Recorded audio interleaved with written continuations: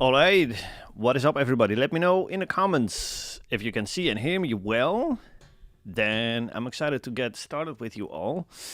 Today, let me see who's watching here. Let me know where you're watching from and where you're watching from and what time it is, where you are right now. I would love to see and hear from you guys in the chat. Let me know where you're watching from. Here we go. Ethan is here. Alrighty. Herr Papa is here. Awesome. Looks like we have a couple of PPS students as well. Awesome. All right, Frank is here. Diffuse, Steve. All right, looking good. Helmary, awesome. Yeah, Helmary, it's rare for a Wednesday evening. You're absolutely right, man. Ryan is here. Alrighty. Okay, let's see where you guys are from. Let's see. New Jersey, we got Boston, 1 p.m. New York, Indiana. Alrighty, France. Germany, all right, you guys are my neighbors. I'm in the Netherlands myself. It is 7 p.m. over here. Let's see. Okay, more Germany. What's up, Leo? And Jake from Ohio. Awesome. Austria, alrighty, Thomas. Netherlands, of course, Frank, I know, man. Don't even tell me, dude. Your name gives it all away. Gil, all right, Gil's here. A lot of PPS students. I love seeing that. Let me see, Brian here. Brian from Pennsylvania. Awesome. Brian Price, 1 p.m. Looks like a lot of you showed up for the live trading. That is absolutely awesome. Let me see if I can see how many of you are watching. I'm not sure. Yes, I can. About 100 of you. That's awesome. I love that. Huge Jim. Alrighty. Doing well, man. Hope you are too. Boogie Snail Mastering. Tim. Alrighty, of course. Let's see. All right, we're just stalling for like a minute or so for everybody to join us here so that we can get rolling. Let's see. We have Greece.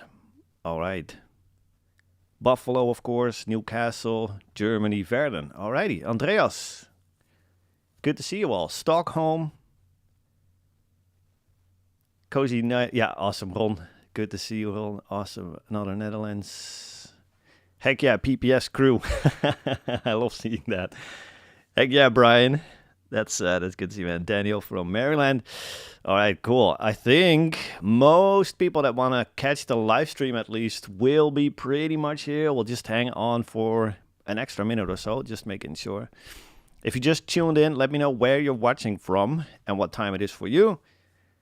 Love to see all of you guys. Tony Garcia, of course, Colorado. All right, Magic Mario. Some of you guys' YouTube handles are pretty cool. I love that. Let's see. Luke from Quebec, Canada. Am I pronouncing that right? Quebec? I've never really pronounced that. Hilversum, the Netherlands. All right, Pierre. There's more Dutch people than regularly. Is that because I'm Dutch? Is it all the Dutchies gathering here today? That's pretty cool, though. I'm not complaining. Let's see. Tennessee, Pittsburgh, Italy. Alrighty. Christina, awesome. Welcome. Dawn is here. Toronto. Awesome. I was there 2 years ago. Love that place. So cool. Uncle Brother in West Virginia. I love it. UK, Calgary. Nice. All right, awesome. Welcome to everybody. Super stoked to spend some time with you today. As you all know, we're here to mix some MIDI drums, and we'll get started with that in a second here. I'm very excited to share my entire process with you all about that. Let me see if I can close this screen here, by the way. Just getting my tech all set up here. Hub Holland. Yeah, nice. Prague from, what is that, Czechia? I don't know if I pronounced it correctly. Either way, that's all good. Let me put my phone on silent because I don't need that. Alrighty.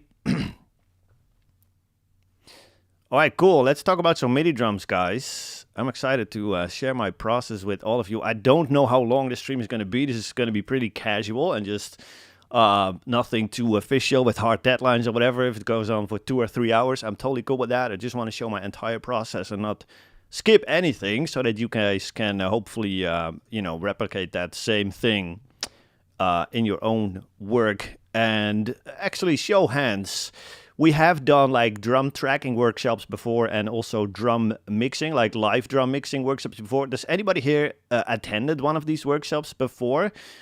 The last one was like a couple weeks ago, and a couple weeks before that we had a drum tracking one, I think. Did anybody here watch these or attend these? Let me know.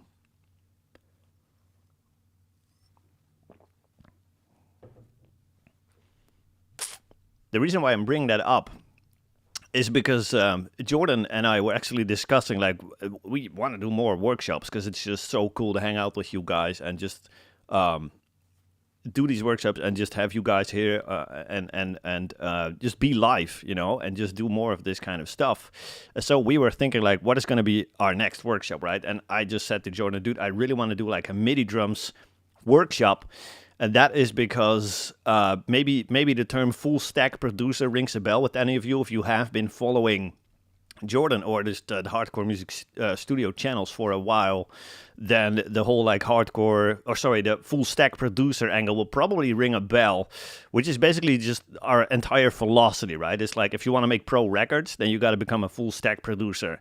And what that means is just basically mastering the entire process. So instead of just like, watching YouTube videos for years and years and just duct taping together like a process or something, instead just learn the entire process from start to finish in like one full package, I guess. So right, that's tracking, so like setting up all the instruments and tracking them correctly, to editing and just making sure that everything sounds in time and in tune and all that good stuff, and performances are well.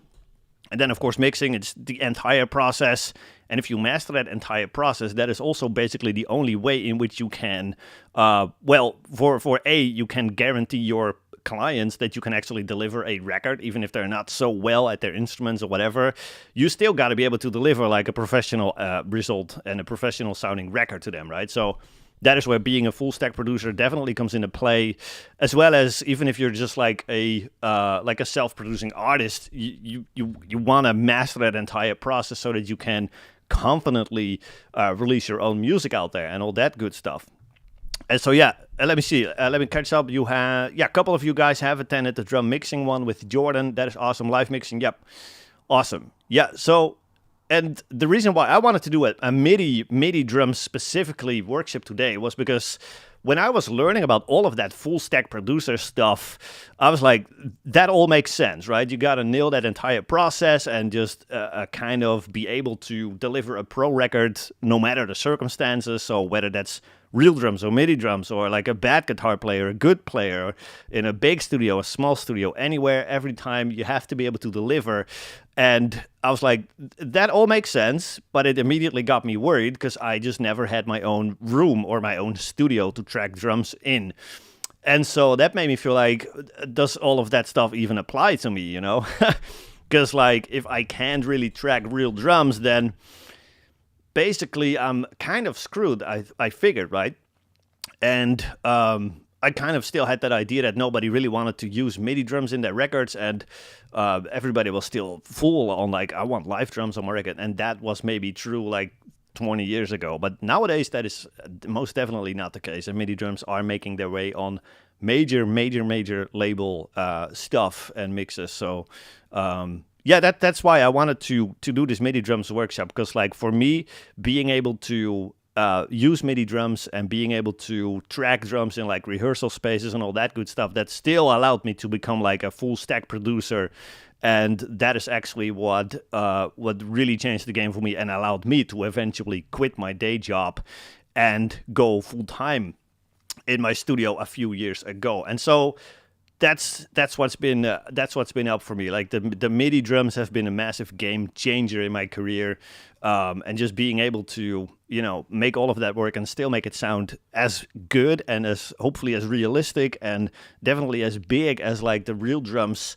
Again, that's just definitely what helped me to become a full stack producer, and being a full stack producer helped me to make this my actual full-time day job eventually. So that's why I'm stoked to show my entire MIDI drums process. I just catched a question from Alessandro here if we're going to program drums. We're not going to program drums.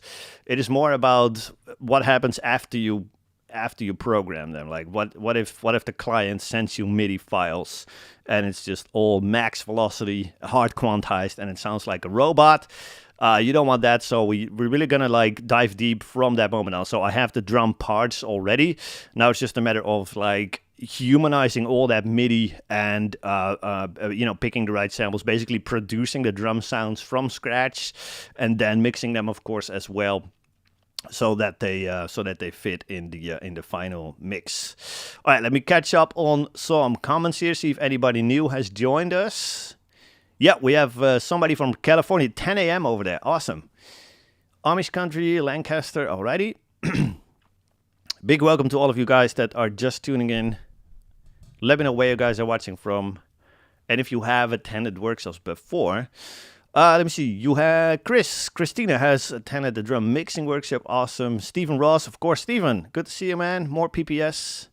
Yep, Alessandro was here with the other drum mixing workshop. Yeah, I love that. Alrighty. Pierre has attended as well. Max is here. Max Kiel, Michigan. Alrighty. Poor drummers. Yeah, I know, right?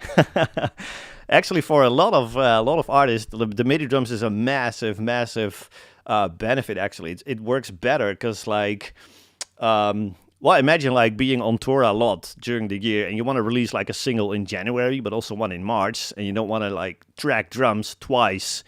Because you want kind of more the same drum sound for those two singles, and they're gonna eventually land on the same record, which you haven't even started recording yet, and so you're probably gonna release that all the way in December. Still being able to get like the same kind of drum sound on all these different songs is a massive benefit for touring bands. So that is definitely not a poor drummer thing. It actually helps them to be happy with the drums all across the record, and not just on particular recordings if they happen to be in a good studio, in a bad one, or whatever. Anyways, I hope that all makes sense. I think most of you guys are here by now, which is really good. We're about to jump in the MIDI drums, and the last thing I want to say about my like kind of backstory, I guess, is I remember how I told you guys that I didn't have my own drum room, and I had to make it work with MIDI drums and with rehearsal space recordings and stuff like that.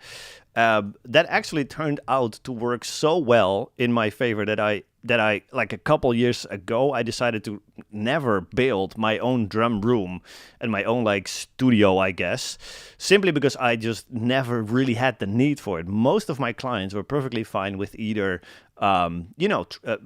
renting a studio for like a day or something to track drums there, or they just send me the MIDI file, and I'm more than happy to work with that. And that has not been the downside that I thought it was gonna be, not having a drum room. It was actually so much easier for me to make this jump because I didn't have the overhead and I didn't have the massive investments that are required when you build a massive drum room and all that good stuff. So just being free of all that stuff was a huge game-changing thing for me. And again, that's why I'm so stoked to share all that process with you today. All right, let's see. Brian is here. Brian Wallace, good to see you, dude.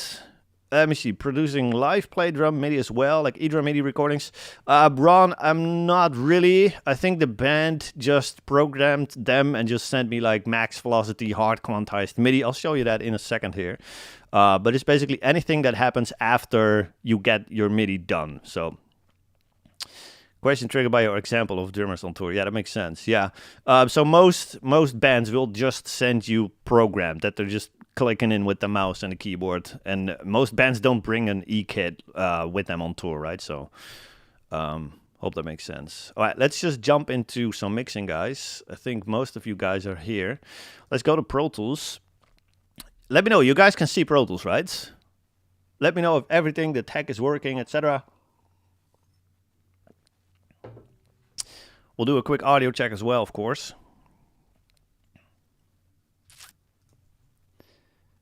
All right, I'm just gonna play a little bit of the finished mix that I did for this song. If you guys are watching the YouTube channel, then you might have seen a video where I was mixing bass from start to finish, like 2 weeks ago or something. This is actually gonna use the same song that I did, that I used in that video. Let me guys, Pro Tools is working. Awesome. All right, let's do a quick audio check. I'll play you guys a couple seconds here of the final mix, and you please let me know if the audio is coming through all well. Here we go.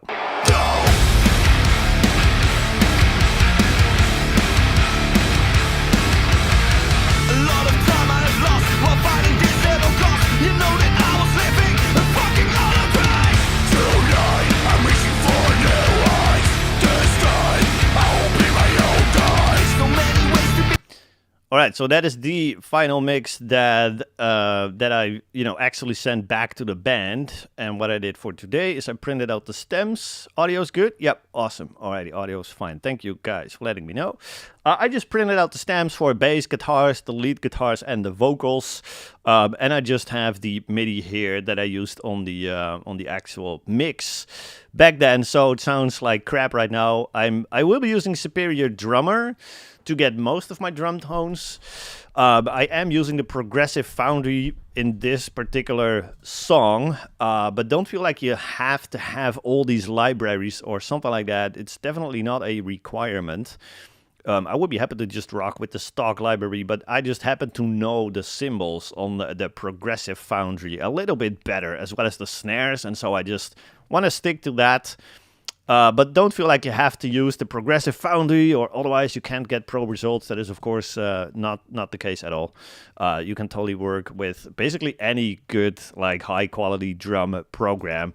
It's more about, like, applying the right mindset to it and the right way of thinking than it is about using specific samples or anything, right? So, all right, let's check out what it's sounding like right now, which is obviously terrible.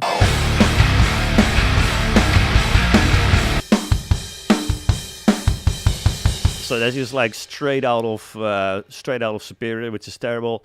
The first step, this is the MIDI that I've received from the band. So I just duplicated the same MIDI twice. So this is the actual MIDI that I've used on the actual song, which I have humanized. As you can see, I've done a ton of velocity adjustments, I guess.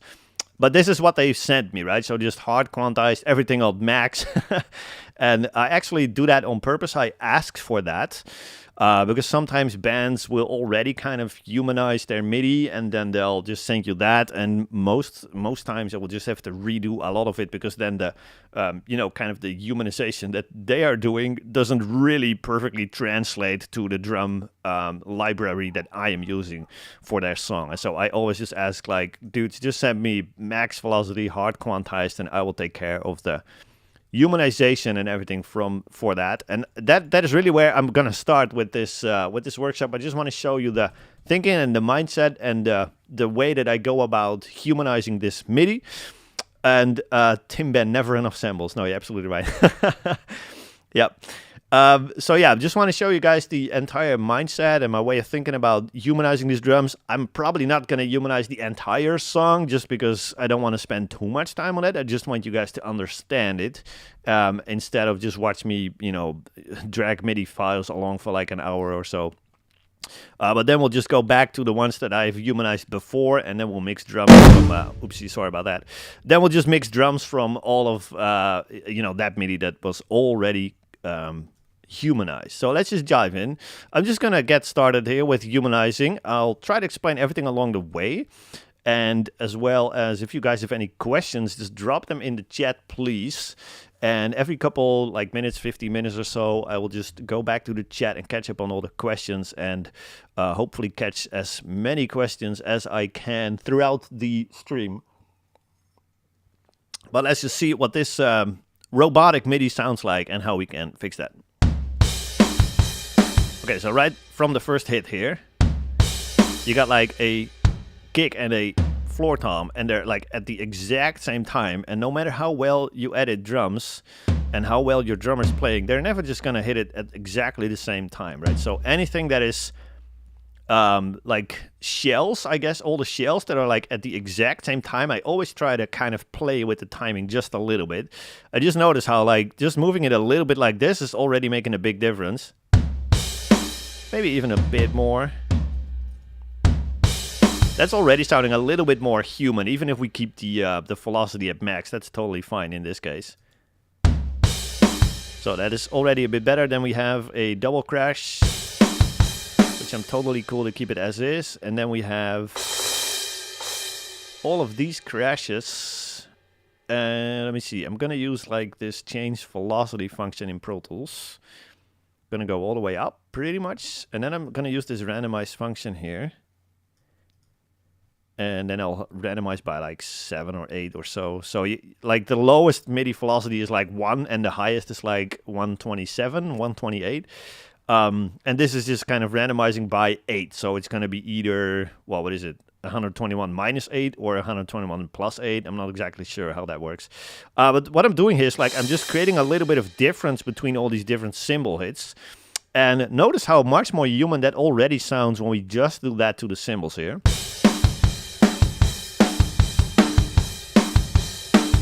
Alright, and now we undo that, and it's just going to be hard max velocity, and notice how robotic it sounds.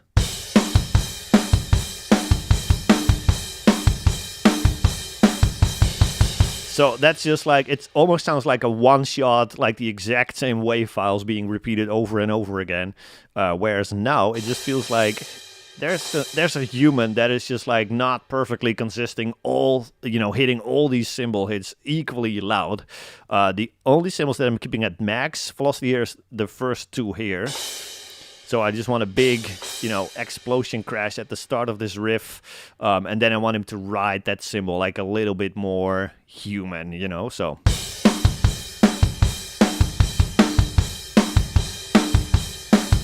And for any like standard drum beat like this, I'm perfectly cool to keep the kicks and snares at max velocity, because I do want that big impact there. So now we have these 2 crashes here. I'm gonna apply that same thing, so I'm just lowering that velocity a bit and make it a bit different between these 2 hits. Maybe a little more here. Alright, probably gonna do the same with that hi-hat. I don't want that to be like super consistent max velocity, but just a little bit of a groove in it.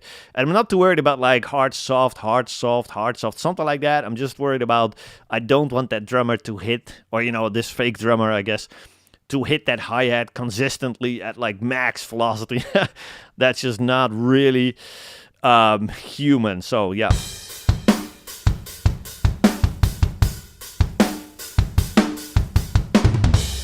Alright, then we have a first like tom fill. Let me see, we have a snare, 2 toms.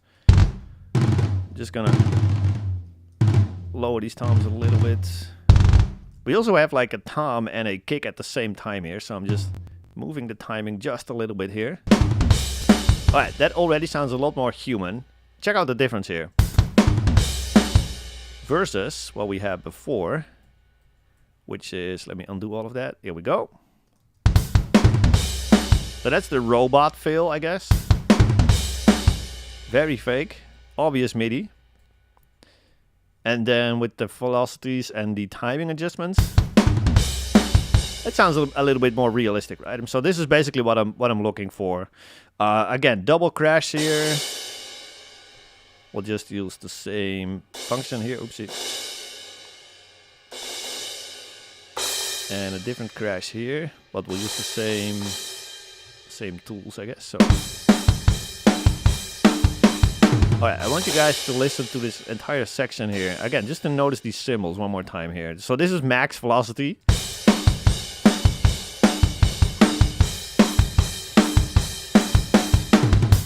Okay, and now with the velocity adjusted here. Here we go. Notice the difference.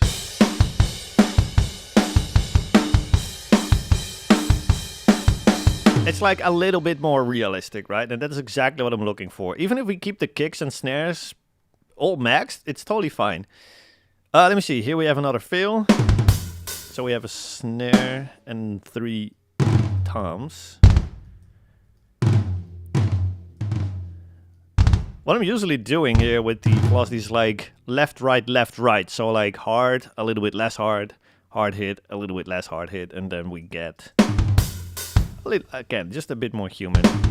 I'm not I'm not a drummer myself. I don't know if there's probably like gonna be a couple drummers that see this and be like, I probably would have hit that tom with my right hand versus my left hand or whatever, and it's gonna be a harder velocity. I'm not super worried about that as like from a production standpoint, because honestly, most people that are going to listen to this song will not be drummers and will not recognize whether that's a left hand or a right hand on that tom hit. I'm just worried about not having everything like max velocity and making it believable for like the majority of people, if that makes sense, right? So let me see. Let me catch up on some questions really quick. Let me see. Hard skip the beat. Sorry, Helmery. That was, that was super loud. I'll try to not select 100 MIDI regions all at once. Let me see, Gummy Bear. If the MIDI track is longer than the rest of the tracks, how do you adjust it so that it's in tempo with everything else?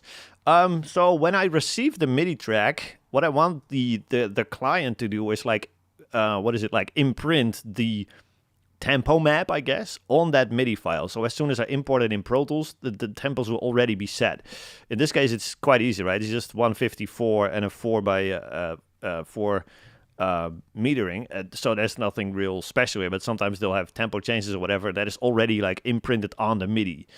And if I import the MIDI file into Pro Tools will actually ask me like, hey, do you want to import the tempo map and the weird measures and stuff like that as well? Or do you just want to keep it the default tempo? So I don't really have that problem, if that makes sense. Let me see, Frank, how does it look? Let me actually add this to the screen. You guys should be able to see that. Yeah, how does it work when a band sends you a MIDI file using a different library set? Oh yeah, there's this website. It's called MIDI-remap.com. And so, for example, if the band has been using, I don't know, Get Good Drums for their demos, and they send me the MIDI for Get Good Drums, then I go to MIDI-remap.com. And I upload that MIDI file, and then I select, I want to go from Get Good Drums to Superior Drummer, and then it converts the MIDI for you. You can do that by hand, but it's a massive pain in the you-know-where. So yeah, definitely just MIDI-remap.com. You get a couple free ones per month or something, and then you have to pay like €1 or €2 per conversion. Good question here, but that's what I do, MIDI-remap.com. It's a great website for that.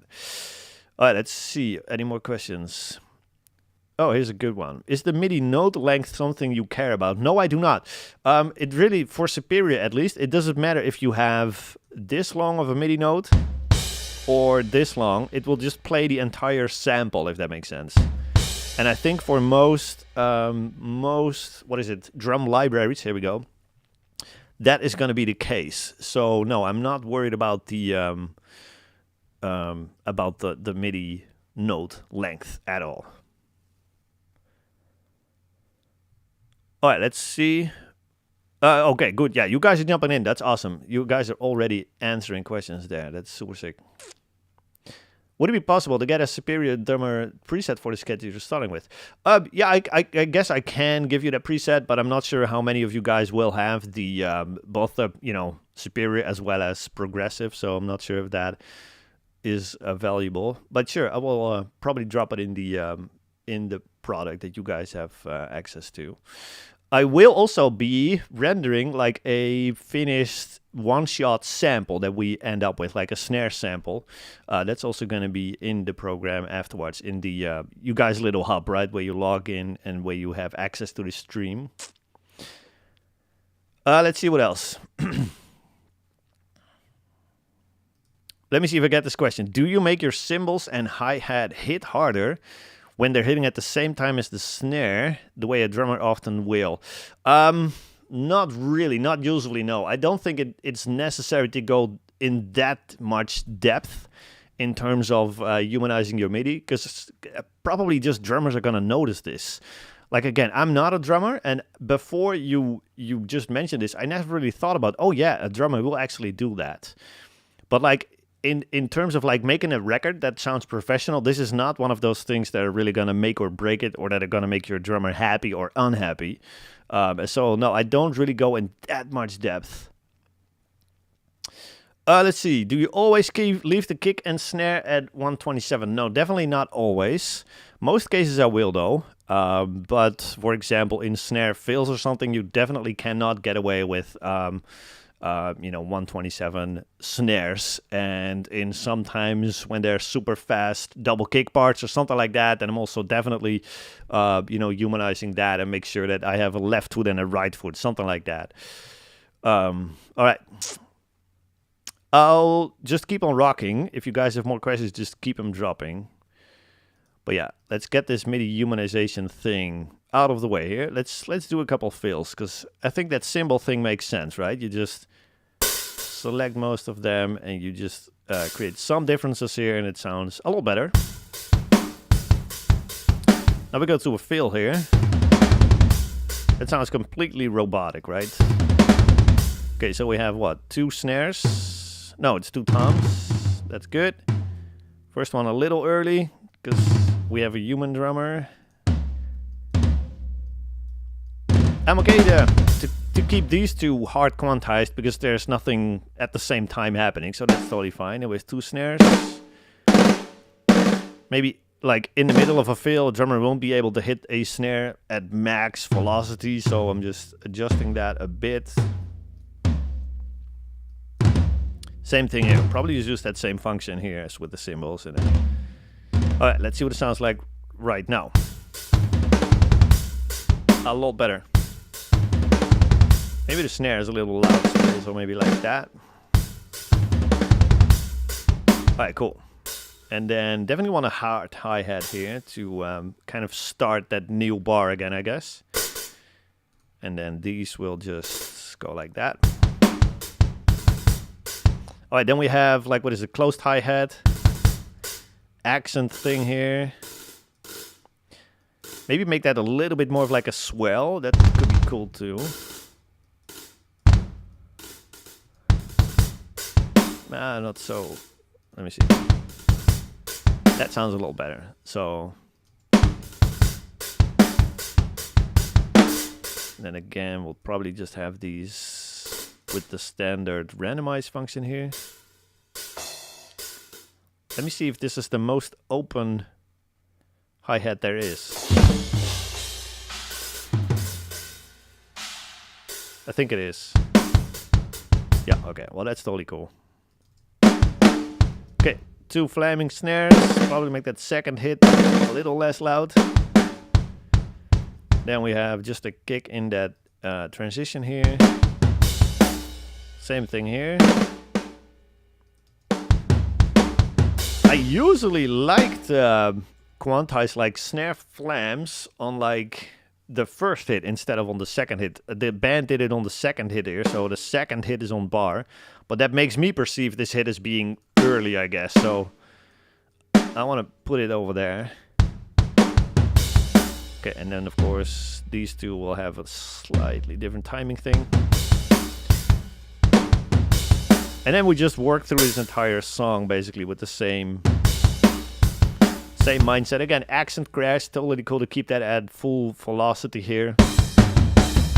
All right, so let me see. This is a tom and a snare. Oh, here's the kick a little off. That's totally cool too.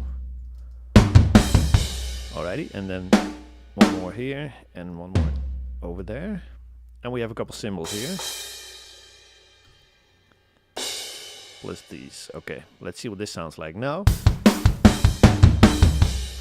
Okay, still not. Maybe this one should come down in volume a little bit, because I can imagine it's pretty fast, right? So a drummer won't be able to hit all 4 of these hits super loud. This is pretty cool. I kind of like this.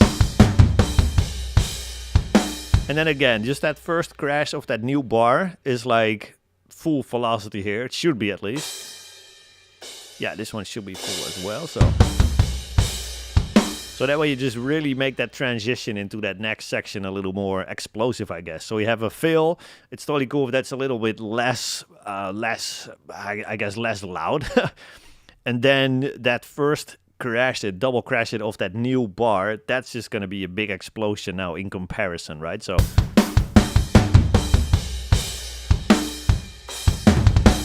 And that way, you kind of create a nice energy flow in that little transition. So, whole bunch of crashes here. Again, I'm just grabbing everything except accent crashes, so these are probably all good. Alright, and I'm just randomizing all of them all at once here, that's totally fine.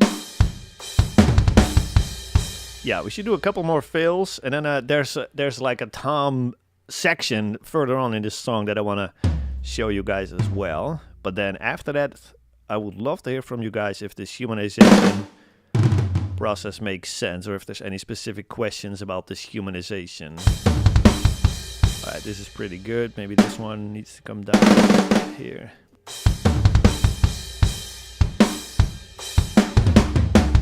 Alright, I would say, let me see, let me catch up on the comments. Let me know if this humanization thinking makes sense to you guys. Let me see, how do you recognize ghost notes when everything is on full? Oh yeah, that is the only thing, the only exception that I allow bands to make. Like if there's snare ghost notes, make sure that I recognize them. So have these at a lower velocity already, but everything else is at max velocity. That's a great question actually. This song doesn't really have any ghost notes, so it doesn't apply here. But yeah, if they have ghost notes, I definitely ask them to have these at like 50 or something like that, you know. All right, let's see. Let me see if there's more questions here.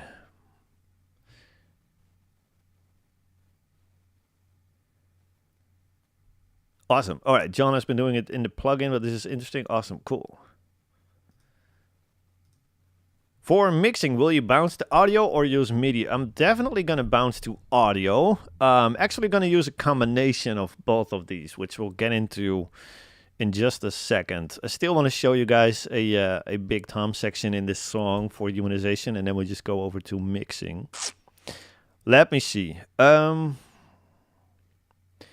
Do you mess with the timing of a cymbal hit, like moving it a bit when it's played with a snare in a writing section? And of course, no.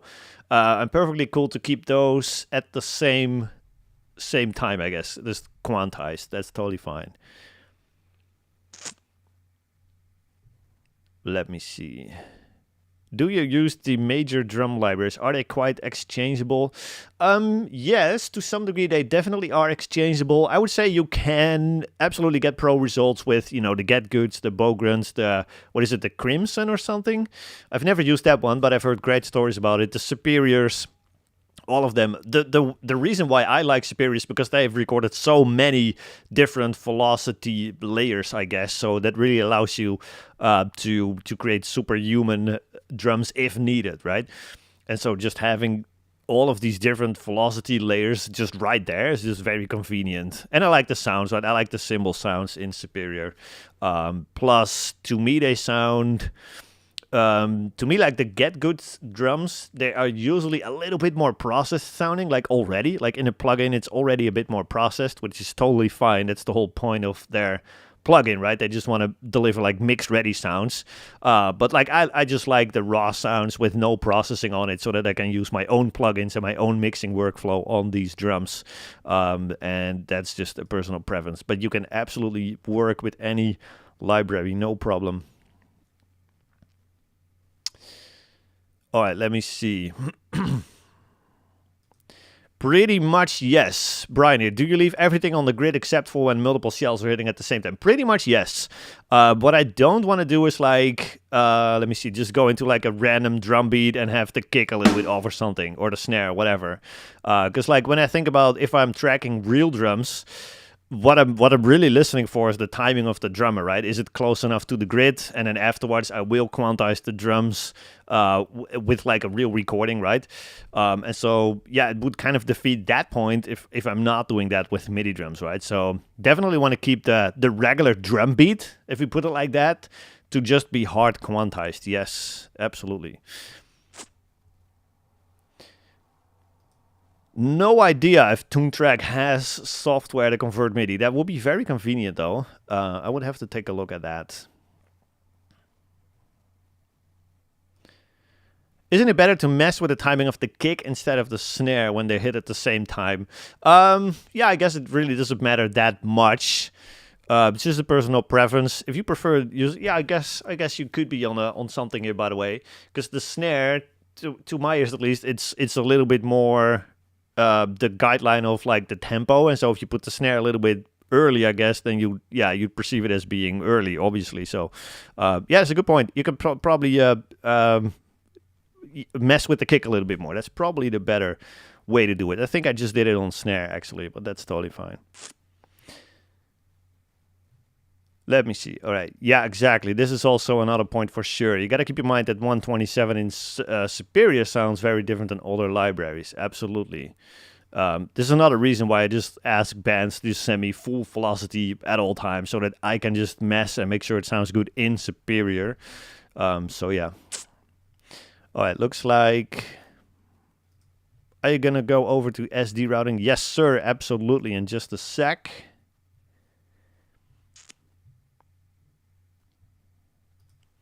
Oh, yeah, we just covered this question, but no, I'm not gonna move most of the MIDI notes. I'm just keeping the regular drum beat on the grid, and just anything that is at the exact same time, I'm just putting that off the grid just a little bit. All right, let me just jump into this tom section that I want to show you guys here. And then after this, we're definitely gonna get into mixing. Here we go, let's check out this tom section here. Obviously a robot, right? No human drums like this, so let's just dive in and see what we can do here. So we have like a consistent kick drum here. I want to keep that on the grid and just move this toms off a little bit, except for this one because there's nothing playing at the same time, so that's totally fine.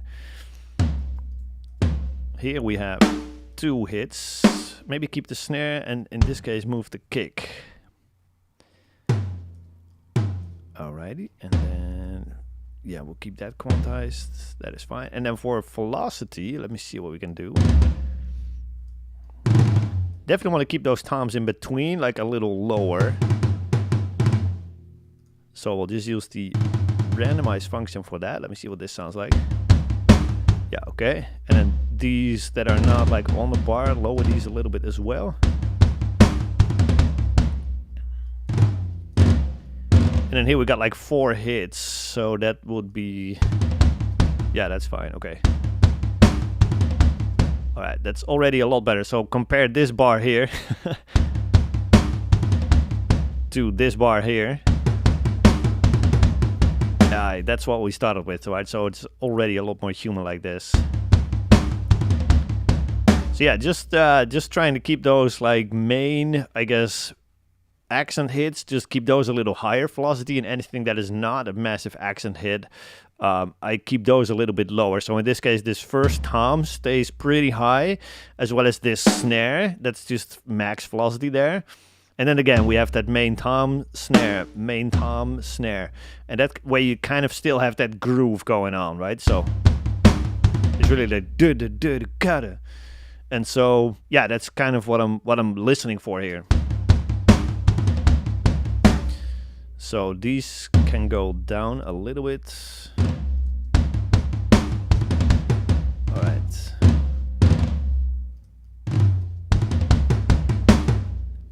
And then these are hard quantized still.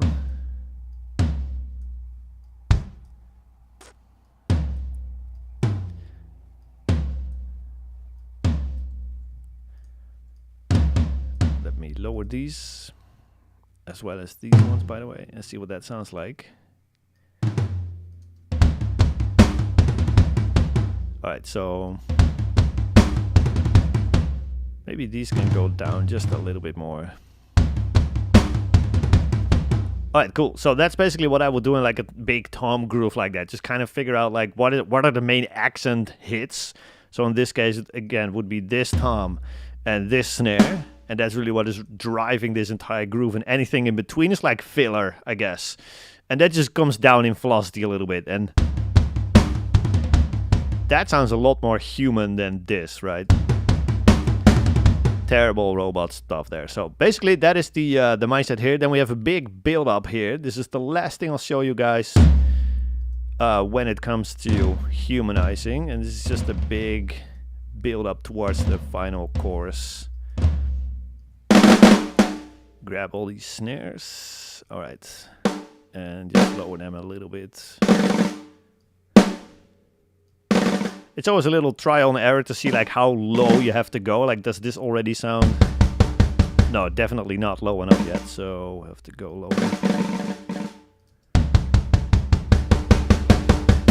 Yeah, that is okay, but then of course timing we have to still play around with just a little bit. I'll keep the snare, actually, keep the snare on grid here, and I'm just gonna randomly move notes back and forth just a bit. Like that. Looks like these are all a little bit late. Maybe this snare is accidentally a little early. That's totally cool. All right, let's see what this sounds like. All right, so that's basically a build-up. These ones can go up just a bit. All right, guys, drop questions about the humanization in the chat. Let me see if all of this makes sense. Otherwise, we'll move on to actual mixing.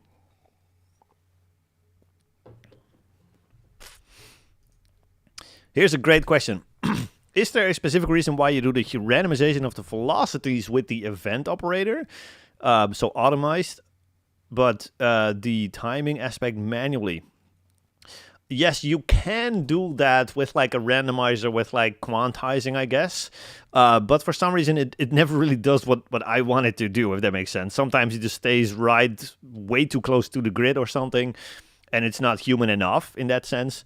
And so, yeah, I don't know. For some reason, it just stuck in my workflow to just do timing by hand and just the velocity randomization, I guess, with the automation. Yeah, with the automated.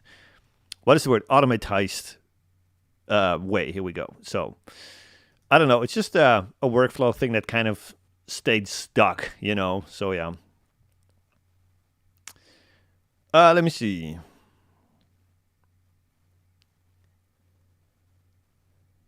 Any more questions? Doesn't have audio. I know this, yeah. Tone Track does have audio to MIDI in the tracker window. That is absolutely a great function here, but I'm not sure if it works for, you know, interchanging MIDI libraries. All right, let me see. I think most questions about the humanization are pretty much done.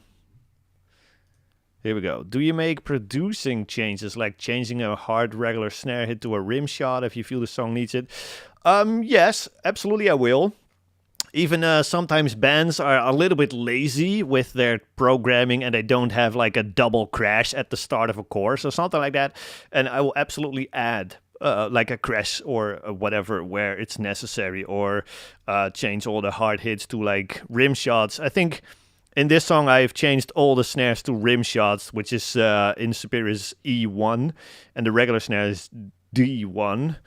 And so, yeah, sometimes in fills, I will create like a nice play with that. So these are rim shots, and then I'll move the other ones to like the regular snares, I guess. And then that also kind of gives you a little bit more, I don't know, different samples to play around with, right? I guess that's the real goal there. So when you have a very fast song, do you go through this at a slower tempo then?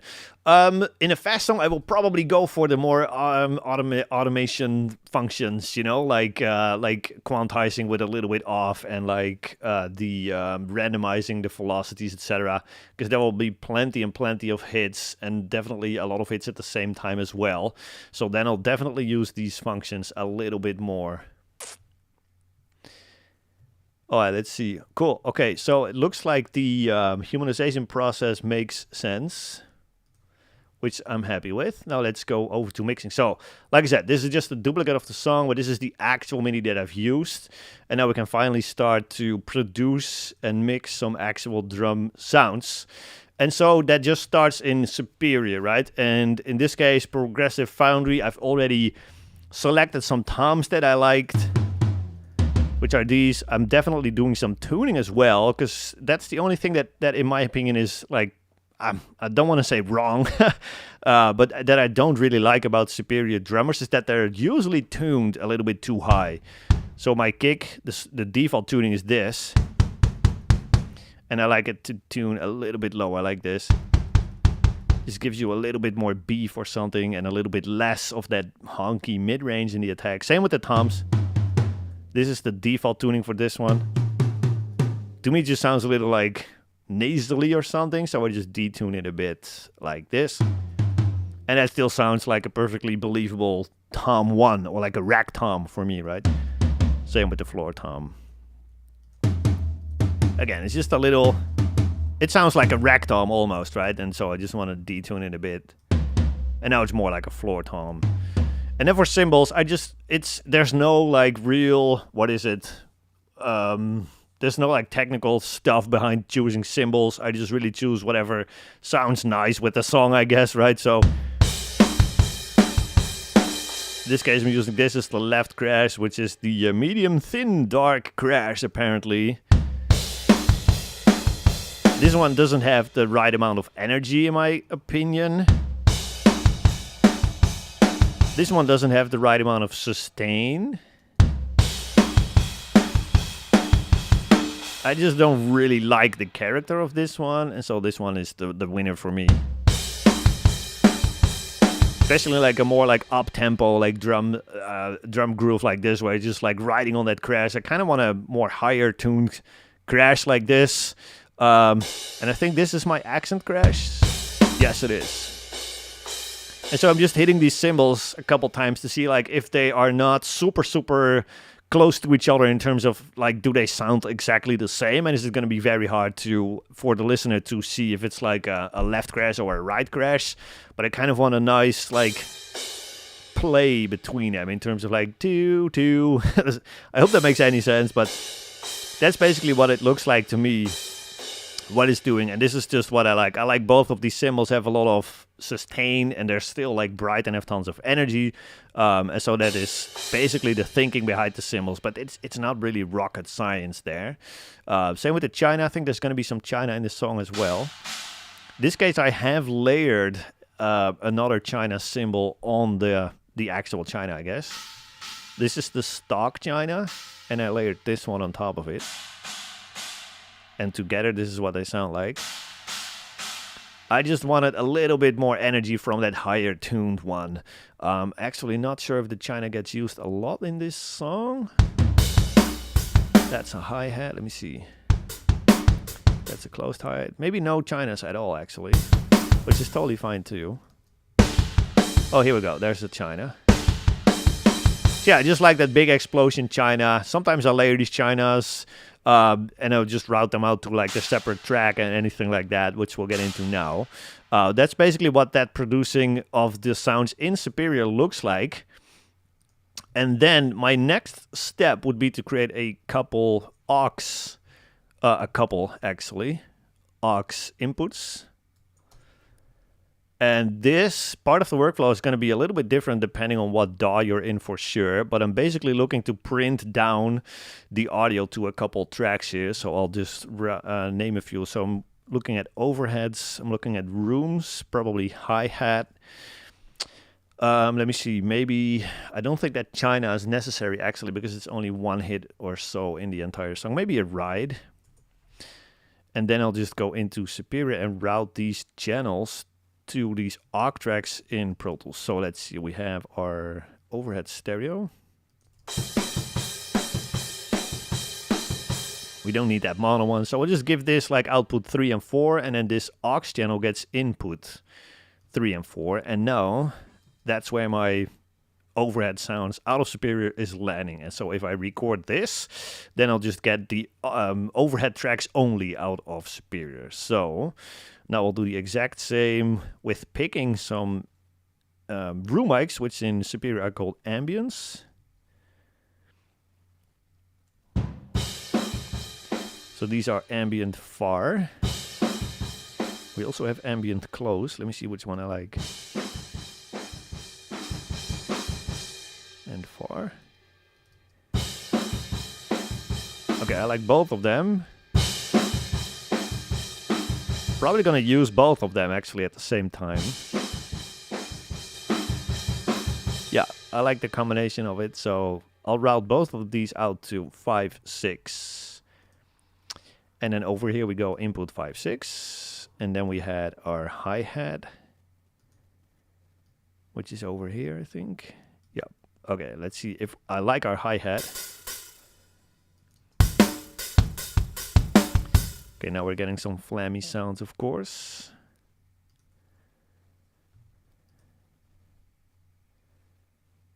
Let me see. Hi-hat goes to 7, 8.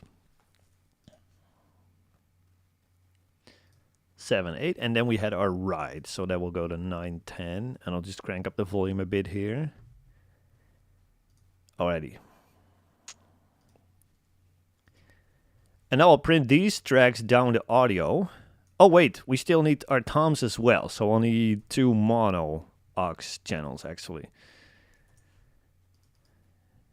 It's 2 toms in this song, so that's quite easy. Tom 1 and Tom 2. And let me see, that is rack tom 2 and floor tom 1.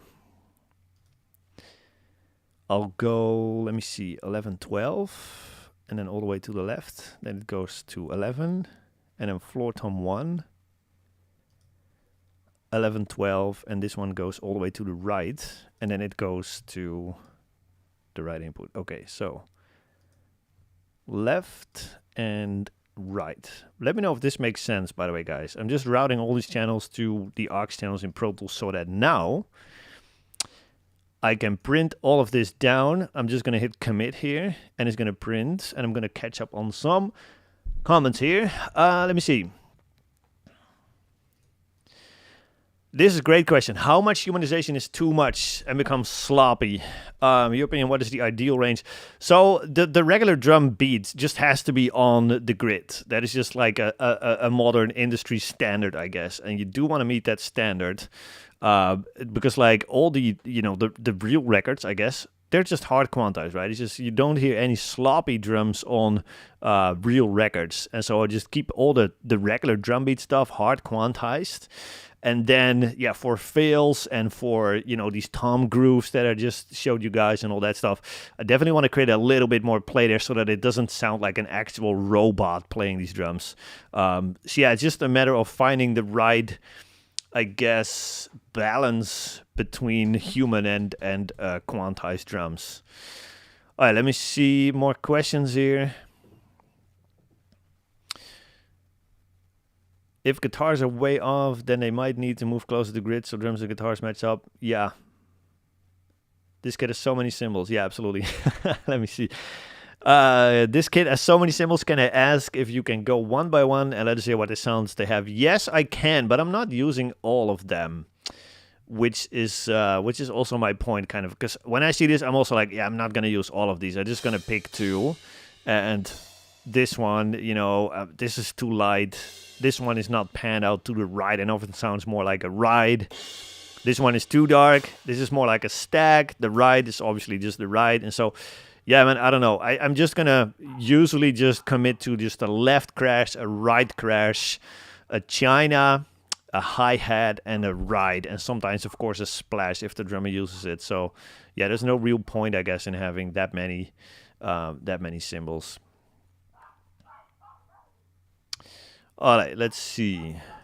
I have never worried about tuning toms to the key of the song. There are very, very mixed opinions about this. Some people say it's actually impossible to mix toms to a certain note in the first place. Others would say like it's a necessity. I mean, I'm in the middle. Like I'm not sure if you can tune toms to a note. I think you can. But it has never happened in like mixing thousands of songs where I felt like, oh my gosh, the tom is out of tune. You know, it's not in the key of the song. So I'm not worried about this at all. All right, let's see. So you're not printing kick and snare. Hi, you're way ahead of me, Ron. Gonna show you this next, man. So yeah, keep watching for sure. Yeah, same question from Todd. Why didn't you route kick and snare? Awesome. I'm just gonna jump into that. Did you change the Superior Drummer 3 settings? Levels from the bleed? No, I did not. That's a great question. I'm just keeping the natural bleed in the overheads. So let me see. I can probably see that. So whatever I did is just I opened up Superior, I went to the Progressive Foundry, and that is the presets and all the bleed settings and etc. that I'm using here. So let's see, the overheads do have all the kick, snare, hi-hats, and toms bleed just straight into there. I do keep some of that. I could probably get rid of it, but I don't know. I just like the little bit of extra, I guess. Well, I'm not sure if you can call it glue or like cohesion or something, but it's giving me a little bit of something that I like, and I want to keep it in there. And of course, I'm going to use the room mics a lot to glue the drum kit together as well. But yeah, no, I have not changed any of these settings. So the hi-hat, I think, is just pure hi-hat. Yeah, 0 bleed. The room mics obviously have all drums in there. So yeah, hopefully that makes sense. Let me see what else. Do you leave the bleed on? Yes, I do. All right, let me see here. Do you have any guidelines or suggestions for how to choose kit presets when using another VST? Okay, yes, absolutely. I work with AD. That's Addictive Drums, I think, and I'm never sure. Okay, there isn't a basic one. Yeah, that makes sense. That's another reason, again, why I do like Superior, because they have kind of the option to give you dry drums, I guess, kind of fairly unprocessed dry drums. That's also why I'm not using Get Good a lot. I'm not using Addictive a lot. I'm not using any of the others a lot, simply because they always have some sort of processing already going on, which might not always be the processing that I want. Does that make sense? And so I just try to keep like a dry drum kit that is just almost as if you're just recording dry drums, like live drums in a room. I kind of want my MIDI drums to sound the same before I mix them, you know? And so yeah, that's basically what I'm looking for, man. Just a kit that doesn't have a lot of processing like printed on it already. Let me see. Do we use the mic bleed function? Yeah, just like I showed you, man. Just the regular bleed on the overheads and the regular bleed on the rooms. But I guess the hi-hat is just hi-hat. The ride, there's actually no ride in this song, I think. No, so we can just get rid of the ride track. That's totally cool. And the toms don't have any bleed, but that's totally fine. I guess they bleed into the rooms and into the overheads, which is good. Okay, let me see. In your routing out of Superior to Pro Tools, did you do anything special with the I/O, or are you just using regular buses? Just regular buses, man. So let me see. If you have any instrument track in Pro Tools with Superior on it, then it kind of in the background automatically creates those buses. So then if I create an aux track here, it will give me input options. I can just pick my interface or like a bus or whatever, or plug in here. And in this case, it will give me just set that Superior plugin, and then I can just pick out whatever in or output I want out of that Superior. But there's nothing like weird going on behind the scenes or something. All right, let me see. Here's a good tip for you guys. Drummer here. Tuning toms should simply fit the tone of the song. If you're struggling to get a good tom tone, try tuning them to the tonic and dominant of the song. Dampening and attack are important too. Yeah, I would say dampening and attack are probably, at least from like a production and from like a recording engineer perspective, more important than the actual tuning. Of course, it has to be in tune and doesn't have weird resonances and whatever, but I mean like the tone of it, I'm not too concerned about the right tone. But absolutely, man. That's basically also my way of thinking about it. I just listen to the song and I'm thinking like, I kind of want deep toms here, you know? So there's no real like magic to it. It's just like, I think this song needs some deep sounding, big sounding toms, and then I detune them and whatever. And if there's like, I don't know, like a very up tempo pop punk song or something, then I probably want to have a little bit higher tuned toms, and just kind of let your, I guess, just your intuition guide you with that a little bit. All right, let's see.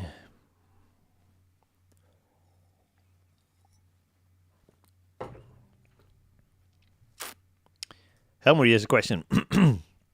If you had chosen audio tracks over aux tracks, does the offline rendering still work to print the audio? I have no idea, man.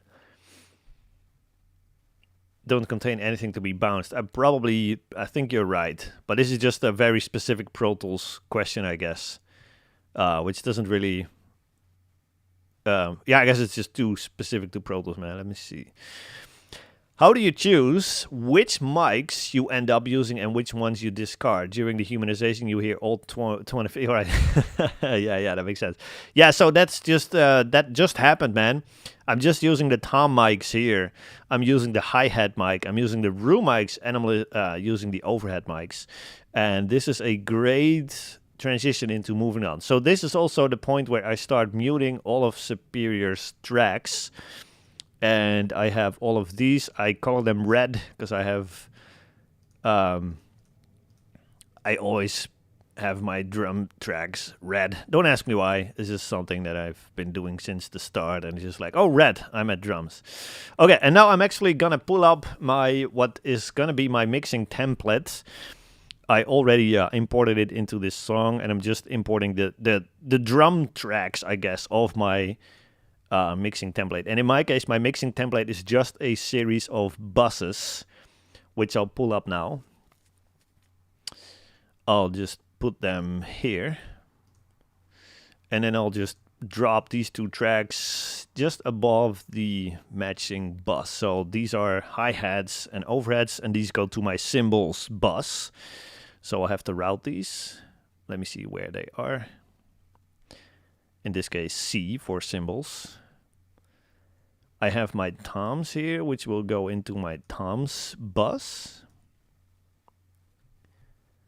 which is T for toms. I have a rooms track here, which will go into my rooms bus, which is probably on the next page. Yep, room. I have my snare MIDI here, okay, which I'll pull up back up here actually. All right, so I'll just get rid of these Superior tracks here and just make them smaller so we don't confuse them anymore. Let me see. Let's see if I can do that. Yeah, here we go. Okay, so I don't need these anymore. I just have the MIDI from them. I have my kick bus here. I'm just going to create a new MIDI track here. Just MIDI, no instrument, and a aux track. And I'm going to duplicate that humanized drum MIDI to that track. So we just have the exact same MIDI here. Now I'm going to pull up Trigger plugin, because the only sounds that I'm not really using a lot of out of Superior are like the kicks. I will be using the snares a little bit, but the kicks, I almost never use them straight out of Superior, but I just like blend a couple of samples that I like and that I've used a lot over the years, and that way I will create my kick sounds. So let's just use this one, our kick MIDI, or call it our kick MIDI, and this one we call it our kick aux. Both should be red. And then that kick aux track, I'm routing that to the kick bus. I will give you guys a more detailed look into my routing in just a little second here. And now here on Trigger, I'm just going to select a couple kick samples that I like and that I think are going to be good for this song. So let me see. I think you guys can hear that, right? If I route it to these drums here, you should be able to hear that. Can you guys let me know? Do these kicks come through for you guys? Because otherwise I might have routed something wrong. So let me know.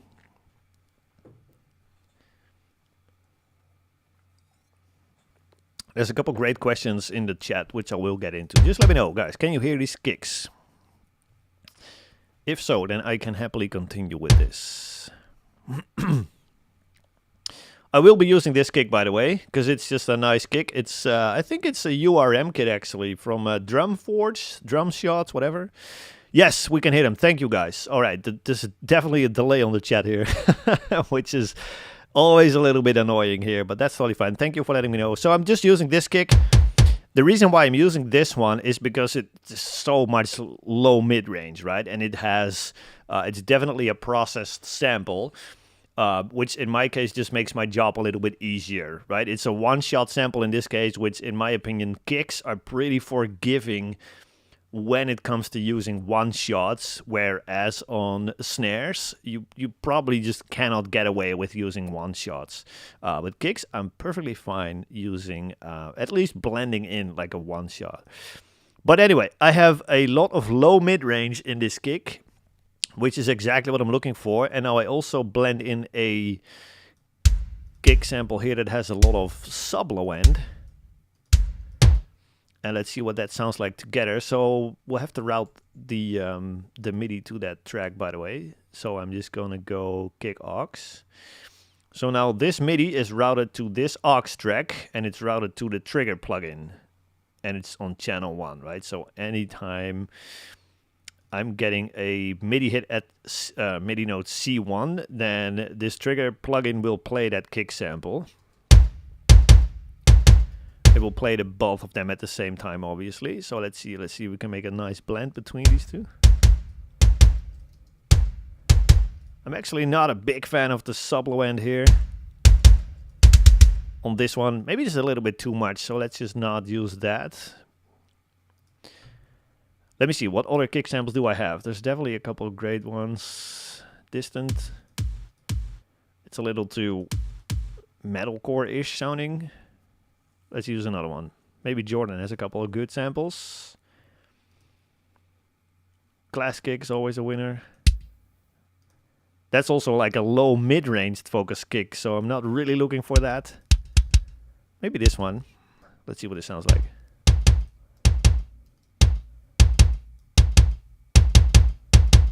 Okay, I kind of like this. I like it better when it's out of phase, by the way. When I'm listening, what I'm listening for here, I don't know. It's pretty close. It's not like it gets canceled out completely when you flip the phase on either one of these, but I kind of like the character of the kick a little bit better now that this one is out of phase. And so I'll probably just roll with this as like a starting point. And so this is my kick that will end up on this track here. So this is basically the routing, guys. We have our MIDI track for the kick. Then we have our aux track with the trigger plugin on it actually triggers that sample and plays that sample. And that ends up on my kick bus here, which I can use to do all my automation and all that stuff. And then we have the same thing for snares. I've already created a track before the stream here that only has the snare MIDI on it, on like the right snare note, I guess. And so I can just pull up Superior on this track. And since I'm only having like the snare note here, I guess, the snare MIDI, it's only going to give me snare hits. And so now I can kind of pick my, what I like to call my live snare, quote unquote, right? So this is just going to be my, I'm going to treat all my drums as if I'm mixing real live drums. And so this is going to be my live snare. I hope that makes any sense. And then of course I'm going to augment my live snare with a sample, just like you would it like a real drum kit and all that stuff. So I'm just going to look for a snare that I like the character of, that I think is going to match the character of this song. I'm already thinking that my kick is really loud, so let's see. This is it. Oh, it's recording. I don't want that. All right, so a little too high tuned or something. Man, I'm not super stoked with this one. This one could be okay, I guess. Let me see. I think this one has worked a bunch of times. And now, of course, when it comes to like producing or picking samples or whatever, taste comes into play so much, right? And there's no right or wrong answer.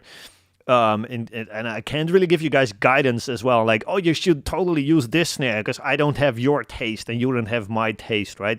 But there are a couple things that, like couple principles, I guess, that you can apply. Like I said, just picking your live snare, which comes out of your main drum library. So in my case, Superior. And then you're just going to blend that with like a snare sample, which is probably going to be one of Jordan's snare samples. And then I'm also going to use like a snare room sample only, which I'll show you guys in just a sec. And those things, like the blend of these three snares, are going to make up my ultimate final snare sound, I guess. And I do like that But yeah, of course, I cannot determine for you guys which snare you should pick and which ones you like and whatever. But the reason why I kind of like this one is because it seems to have a nice low end, but also like a nice ring and a nice sustain to it, although it is tuned a little bit too high.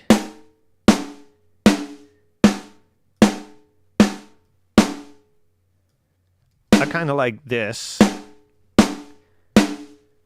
So it still has some ring to it, and it's not completely like muffled, you know, which I really hate that. And it still has a nice low end. So I'll probably start with that, see what it sounds like in our fills. Yeah, that's totally fine. Yeah, that's nice. So, all right, cool. Let's just start with that. This is going to be our live snare. So I'll just name this track our live snare. And then I'm just going to create 2 more MIDI channels.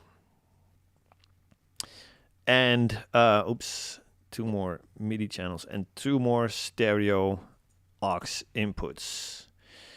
Again, just duplicating that same snare MIDI. So we'll call this our snare sample MIDI. And we'll call this our snare room MIDI. And we're going to make all of these red.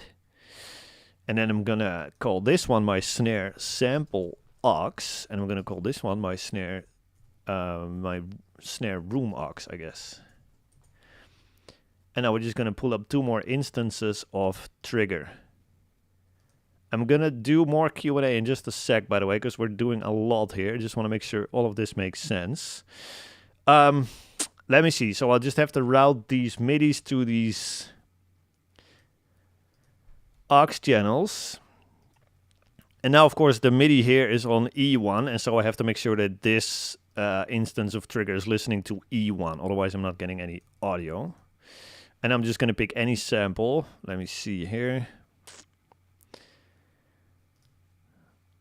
That's not a great one. Let me see. I know you guys can't hear this yet. I will route these to the snare bus actually before I... Here we go. Let me see. This is one that I've been digging a lot lately.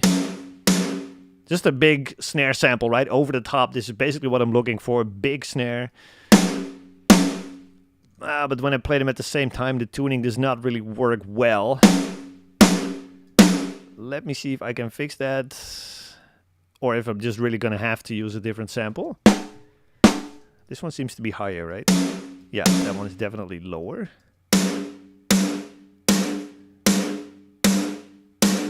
Let me see if it's any better.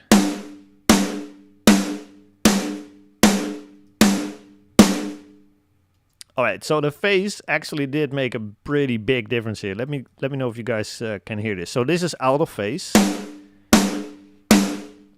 And both of these snares are just canceling each other out like crazy. And now notice what happens when I flip the phase on this one. It's going to be massive low end all of a sudden. Like it's not getting canceled out anymore.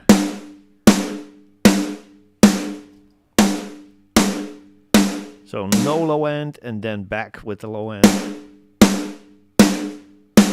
Okay, let's roll with that for now. And one more instance of trigger here for our room sample.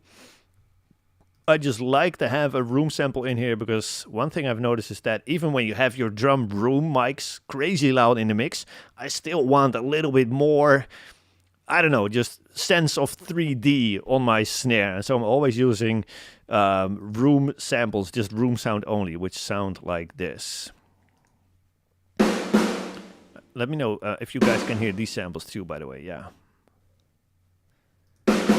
Okay, so this is just room sound only. There's 2 that I'm using all the time. There's this one, the dead one, I guess. And then there's also this snappy one. Where is it? Here we go. So just have to see which one I like best for this one. This one has a little bit more ring to it, which I kind of like sometimes. Sometimes it's a bit too aggressive for the more rock songs, I guess. But yeah, we'll just see which one I like better here. So we'll just play all of these samples at once. After I routed this MIDI to the right track, of course. And making sure it's triggering E1 instead of C1. Okay. And now let's see which one do we like. That is the snappy one or the older one. On the fence, maybe the snappy one for starters. It just has more sustain, right? Which I really, really like. And then we have our kick and snare together.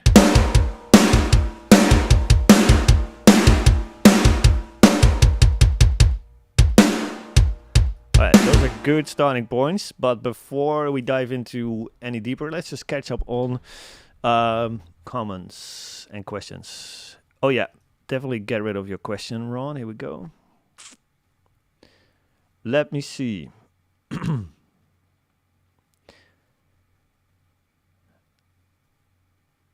Okay, let's check. Can you unpin the comment? Yeah. Thanks, Henry. I think we've read it.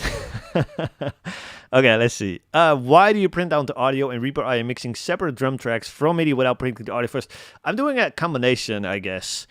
So these toms and these overheads and these rooms, I will be printing these down to audio. But for the kick and snare, I'm probably just going to keep the MIDI playing because I know it's just going to be 100% accurate anyways, right? So I'm not too worried about the timing. One good reason to actually commit to audio and to print it down is actually just committing to that sound, right? Because one big I guess trap could be that like when you're 80% in your mix and then it's like, oh no, I kind of don't like my kick anymore, and then you're gonna change your sample again because trigger is still there, right? And you're just gonna change the sample, and then of course you're gonna have to re-EQ everything, and your whole mix is just gonna completely change way too late into the actual process. So I just want to commit early to the sounds that I know I'm gonna use. And then, just kind of just lock into that, you know, and again, just really commit to those sounds instead of keeping the option open to change it. Same reason why you would kind of print down amp sims, you know, when you're tracking guitars and stuff like that. All right, let me see. I guess there's no here we go. Okay, yeah. There actually is, in this live snare track, there is... I'm just using basically all the snares. So there is some like, what is it? Snare top, snare bottom, even the what is it? The overheads and the rooms, they're all just being routed to this. So this is basically the entire live snare that you're hearing here. See, there's even some ambience tracks. There's some stereo overheads here. There's the top condenser, and as well as the bottom. So this is the complete snare. This is the live snare there. Okay, let me see.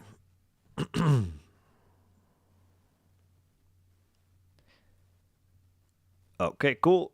Could you explain? Okay, let me see. Could you explain a little bit more what you mean by kick one-shots are more forgiving than snare one-shots? Yes, absolutely. So a one-shot sample is basically just like one audio file, right? It's just one little wave file that is like a second long or something, that is just like one kick hit, for example, or one snare hit.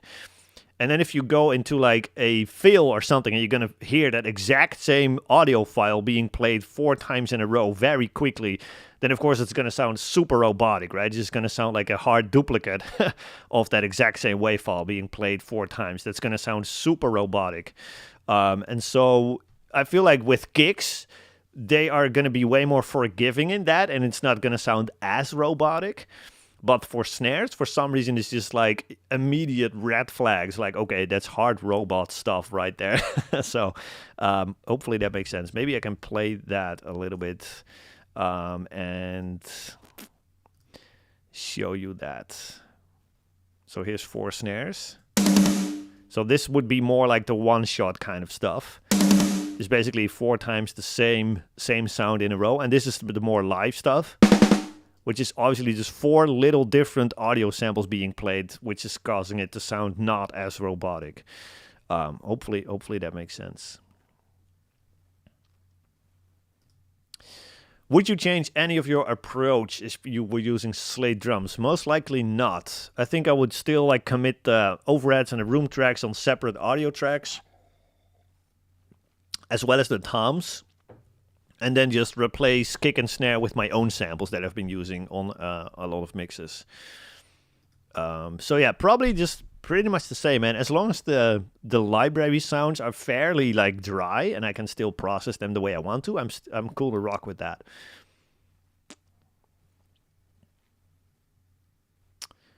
Let me see. You guys are making fun of me, just keeping the question up. Who gets the more screen time, Roelof or Ron? All right, sorry, Ron. Sorry for putting you out there, man. All right, let's see. Ron is a new champion. At least you've been accepted by the group, Ron. So that's good. All right, let's see. Can you explain why you export the toms and the cymbals to audio and keep the snare live? Is it to save resources while keeping the freedom to work on kick and snare? Actually, I'm using more resources now by just keeping Superior open and letting it play that snare live for me, I guess. I don't know, man. It's partly just like, I know I'm not going to change the snares anymore later. I know I'm just like committed to these sounds and I'm not really sensitive to changing out sounds later anymore. And other than that, man, I don't know. Usually what I do is I mix entire records in like one big Pro Tools session. So you have like one song here and the second one and the third one and the fourth song and the fifth. And you have like a full record and it's like an hour long. And then you have to just commit that to audio and sit there for like 20 minutes letting that render. It's like I can either do that or I can just let it, come through out of the Superior and out of the trigger plugins and just dive straight into the mixing, right? So I guess it's just I guess I'm lazy. I guess that's the best answer there. I just don't want to sit there for 20 minutes. Let me see. No, so not really, man. It's just, I don't know. I hope all that makes sense. But I'm still using the Superiors here. All right.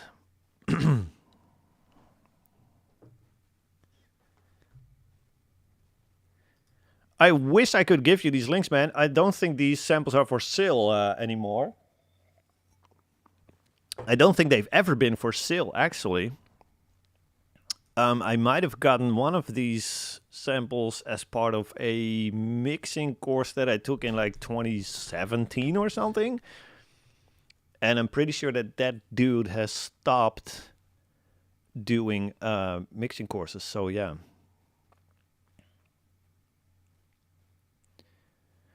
Quality kick and snare samples, dude, everywhere. There's so many good stores with them. I know, like, the Drum Forge store has a lot of great one-shots. Let me see, actually. Let me pull the trigger. Let me see where I get my samples from.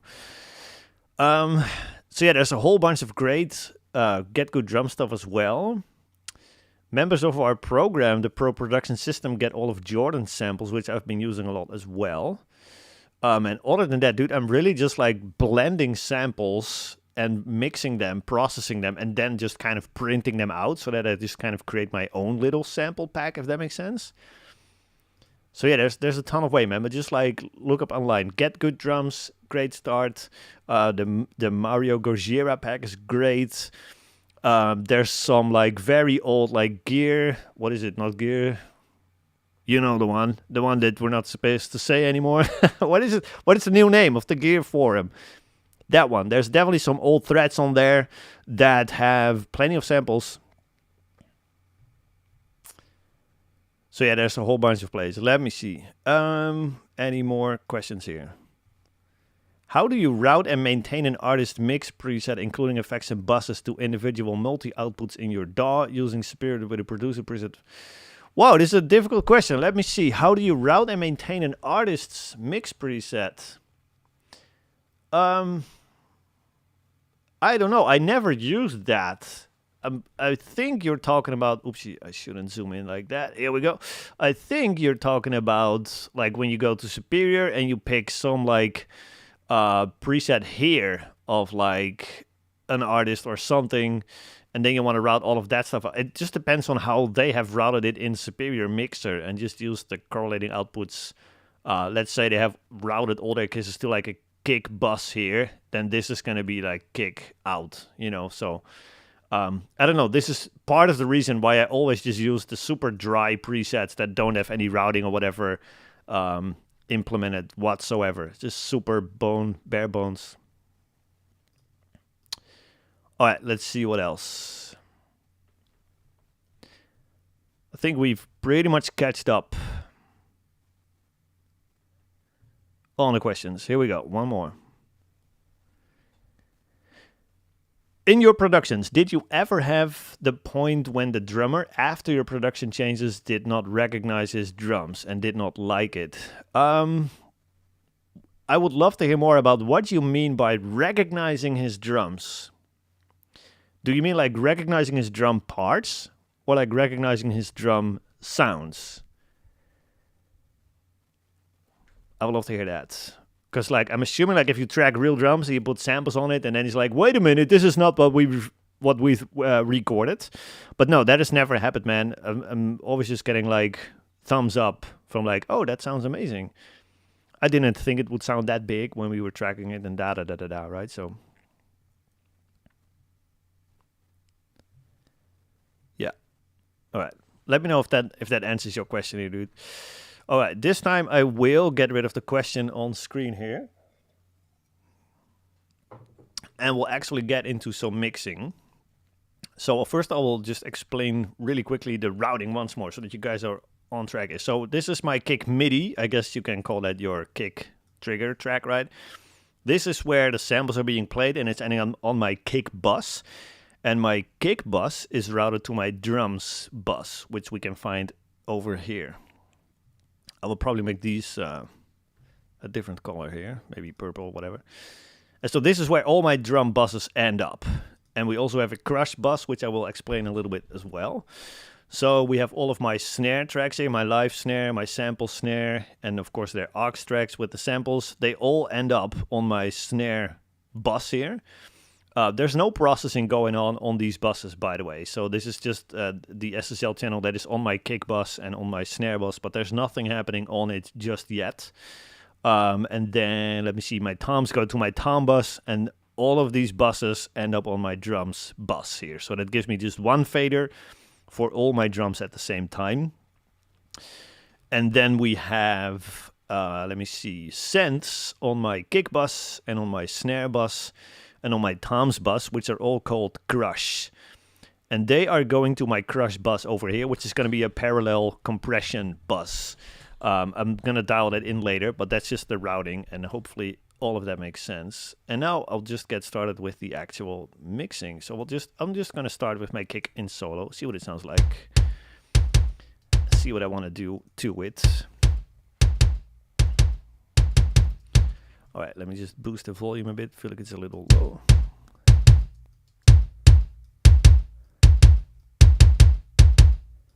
Just boosting some low and low mids, I guess. 90 seems to be a frequency that I boost a ton of. Any PPS students here will will recognize that frequency from my mix reviews for them as well. I'm just looking for a massive low mid-range and a lot of clicky sound, which I think the samples by themselves already have a lot of that, that clicky sound. Can probably push that a little bit further, but not a lot.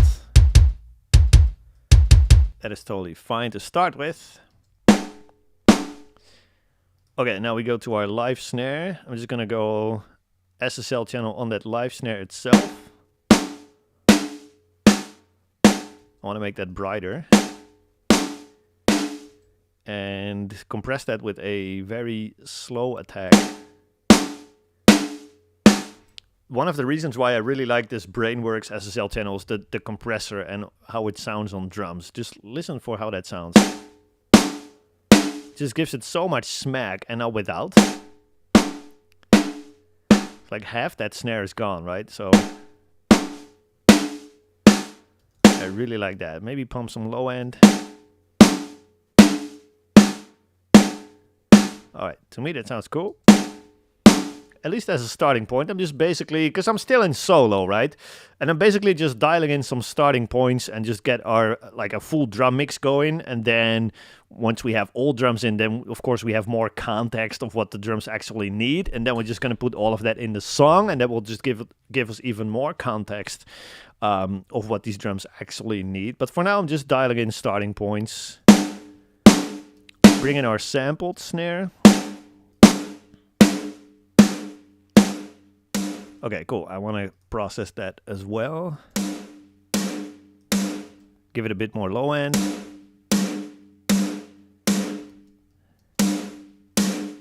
Maybe a bit more smack. So I'm boosting at like 2K here. Which by itself sounds insanely ugly, but it's also going to give you a lot of aggression, I guess. When you put that with your live snare. And I probably want to compress this one as well. But only just a little bit, because this sample has already been processed quite a bit. And so it doesn't really need much to get that massive attack, you know.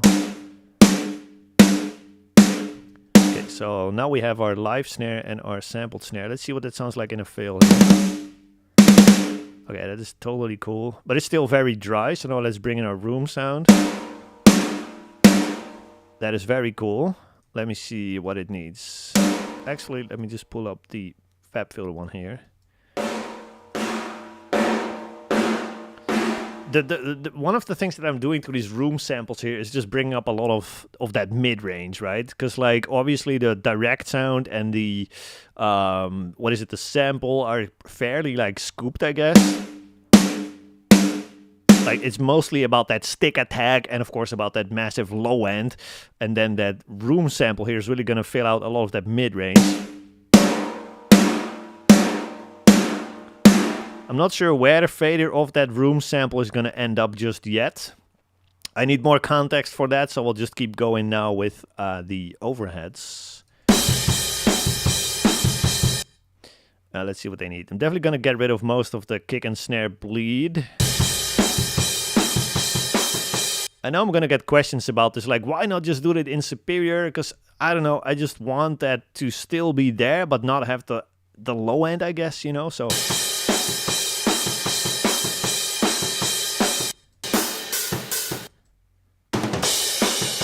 Okay, so for this, let me see, let me just mute this one first, by the way.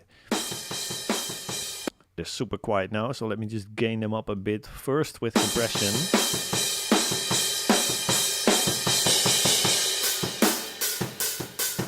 I'm not doing a lot of compression on these overheads, I'm just taming a little bit of that snare, and on these crashes... You can see it's hardly reacting, like it's not showing me that it's doing gain reduction, but it still gives me a little bit more sustain on these cymbal hits here. Of course the volume increases a lot here, so it's hard to judge what the compressor is doing. But yeah, let's go back to the EQ. So I'm getting rid of some low end, some kick and snare. And I feel like on a lot of MIDI drums, I feel like we have to boost some mid-range in the cymbals, because otherwise we're just going to end up with cymbals that sound a little bit too much like this, right? Like we're just letting the top end come through here. That's also why I'm not high-passing up higher than this. Because I'm also boosting like 5 or 6 dB at 2K or so, a lot of mid-range. Just to give these cymbals more, I guess, more body, and this is going to help them have a lot of definition when, when we unmute the guitars later on and stuff like that. And yeah, the worst thing that I'm hearing sometimes in mixes is when the cymbals are nothing but a bunch of top end without any definition whatsoever, right? That is terrible. And so yeah, I'm usually boosting some mid range here on the overhead, just again with the goal to give those cymbals a bit more body. Let's see what our hi-hat needs. I'll pan it off to the left. Again, same thing, just more body. I'm just looking for more of that, like, I don't know, just body of the cymbal here.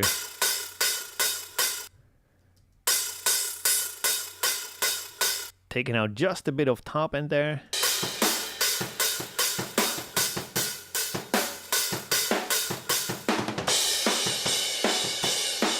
Alright, so now we have that, and now I like to use this MAG EQ, or MAG, I don't even know how to pronounce this.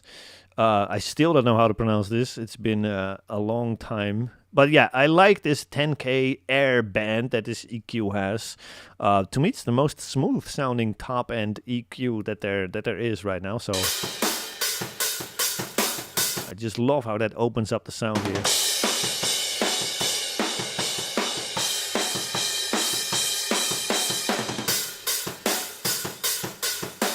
Okay, let's see what that sounds like with our kicks and our snare.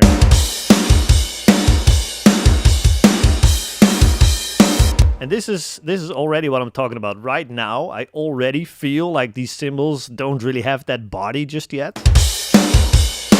And it's just a bunch of top ends, so maybe back this off just a bit.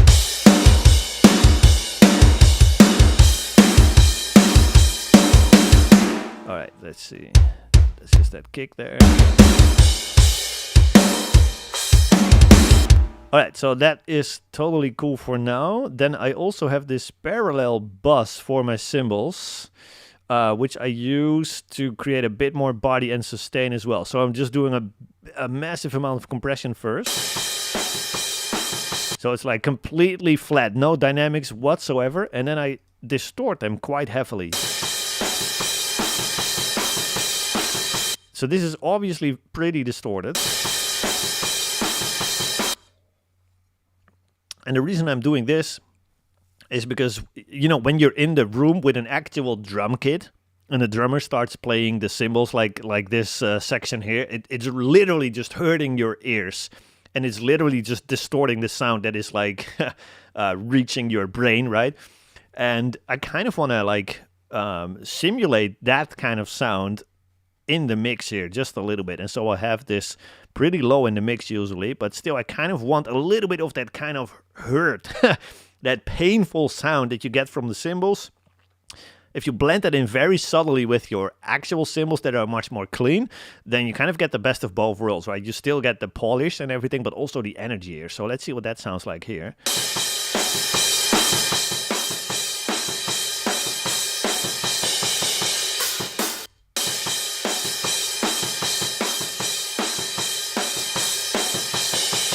So yeah, just a bit more energy and aggression here. And now I'll group these channels so that if I'm doing any automation here, it's immediately going to affect the other one as well. All right, so let's check out what this sounds like all together, except for the toms.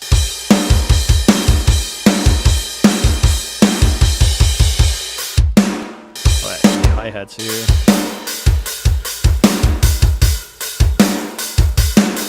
Alright, that's pretty cool. Let me see what that kick, if the kick and the overheads are in phase with each other. I'm not so sure about that.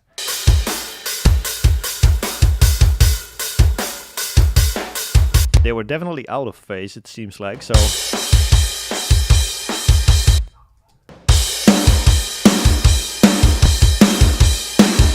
Alright, so I like it a little better when I flip the phase there. And it also tells me that the kick needs to come up a bit.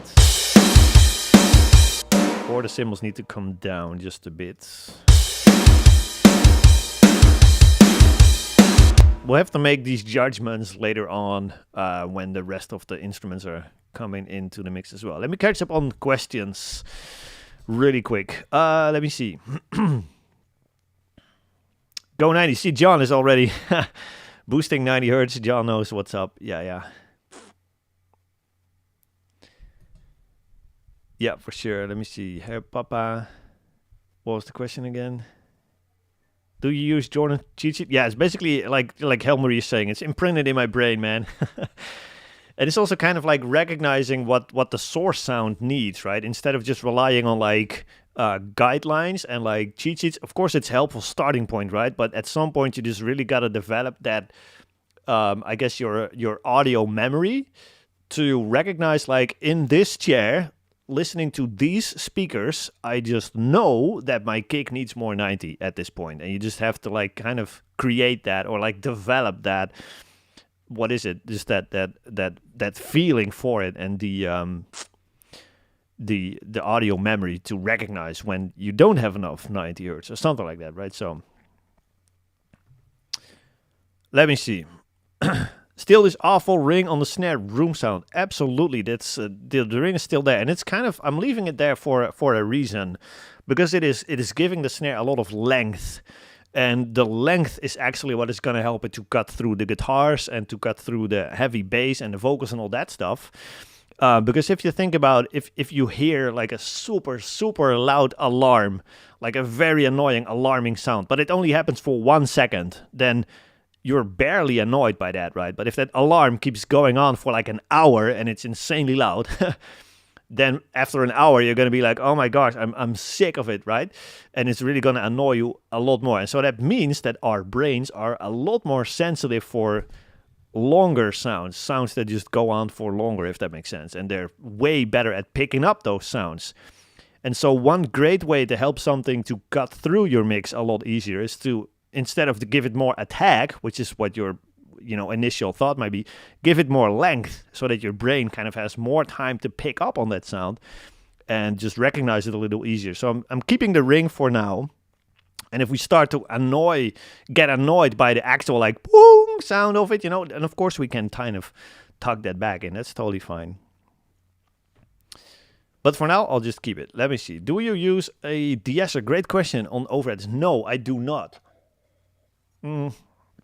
Sometimes I will use one or two surgical cuts like this. If there's something annoying going on, I will do that sometimes. But in these cymbals here, at least with Superior, man, I don't always feel that need, I'm just usually boosting more. And I'm just, what's the word? Just using more of like an offensive mixing mindset instead of like a defensive mixing mindset. Instead of like looking for problems and looking for things that I have to get rid of, I'm more focused on like, this is the sound that I have. Let's enhance it and let's make it bigger and wider and more open and all that good stuff. And so yeah, just try to be more offensive instead of defensive. Let me see.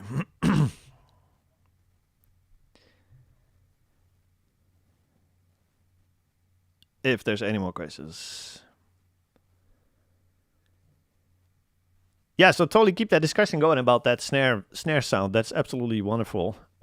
We can absolutely go to the other snare room sample as well that has just the length and sounded more woody or something. But I feel like in this genre, the more metal snare with the ring will work better. But again, if we start to get annoyed by that ring later on, I can totally get rid of it. But for now, I'm not annoyed by it at all. Let me see. Please explain the out-of-phase check. Absolutely, Steve, no problem.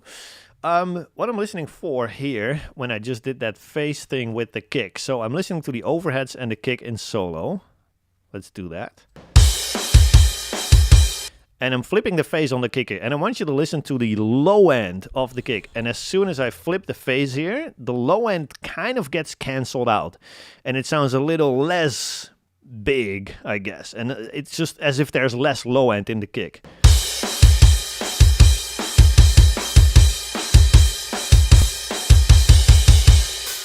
And now with the phase flip, this sounds a little, I don't know, just especially the lower mid-range to me, it sounds a little bit more full, I guess, when I flip the phase here.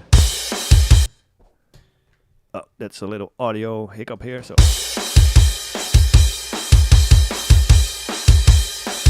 It is definitely one of the more subtle things. But yeah, I just noticed it, so I just wanted to get rid of that. Let me see. Yeah, so the fuse is already answering you. That's awesome. Yeah. So it's mostly the low end that you want to look for. Let me just demonstrate that on the snare once again, by the way. So these are the live snare and the snare sample playing at the same time. And now I'm going to flip the phase on the snare sample and listen for the low end and just notice how it gets canceled out completely here. There's no more low end anymore, right? And it almost sounds as if the attack of the snare is now a little bit like not hitting at the same time anymore. It sounds a little bit more flammy. Almost as if you're hearing two snare hits. And now with the phase flipped, there's more low end. It sounds beefier and it sounds as if both of these samples are hitting at the exact same time. So that is basically the phase stuff there. Great question here, Ron. Is the hi-hat to the left a conscious choice for player perspective? And does that also mean toms go high, left, and right? Yes, absolutely. I usually do the drummer's perspective panning on drums like this. Yes.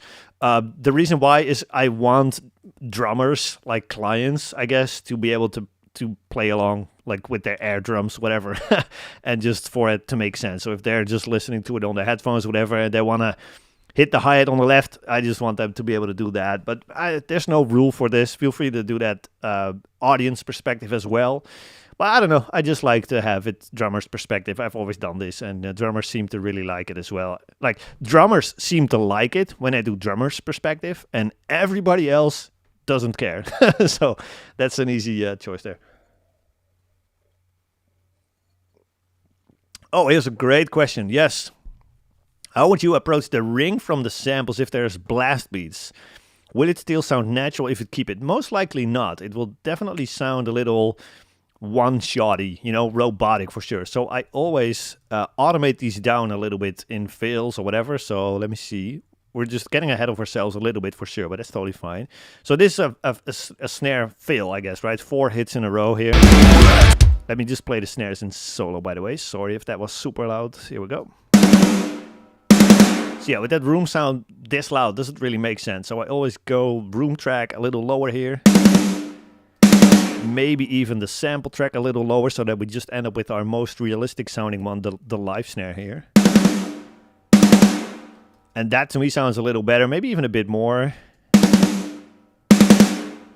If you compare that versus this.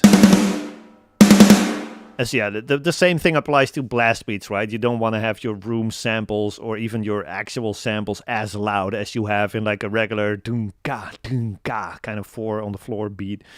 So yeah. All right, let me see.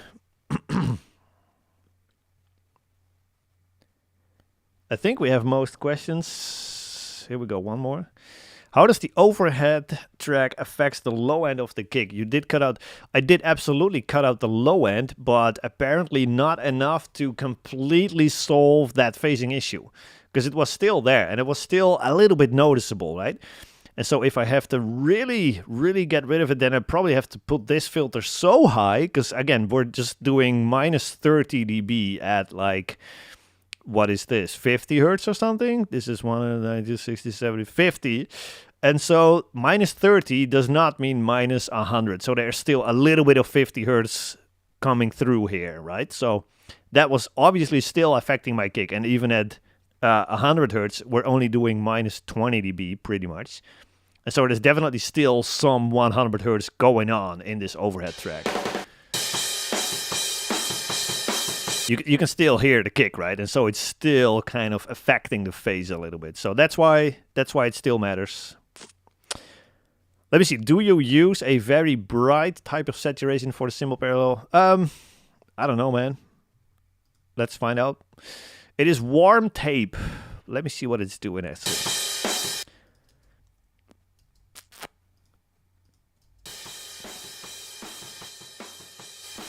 Yeah, so I'm emphasizing the treble just a little bit. I guess it will cancel out a little bit of the top end, which I then kind of prevented again from happening by giving this treble band a little boost there. So I'm just trying to not change the frequency information too much. I'm just trying to make it more distorted, I guess, but keep the same amount of brightness or darkness or whatever, basically. So that's what I was looking for there. So I think we're catched up on questions. Now it's time to dial in our rooms, which I'm always excited about. Let's check out our rooms here. So now we're just playing all drums with... Oh, let me get rid of the question before I get Helmery and all of you guys commenting about that again. All right. Let's check out some rooms here. Let's start in solo. Let's see what they sound like. Okay. Let's see. I like to start compression first on rooms.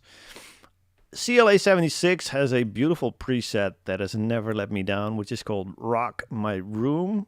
I'm only turning off the analog function on these Waves plugins. Doesn't really do anything for me except add, hiss, which I don't really care for.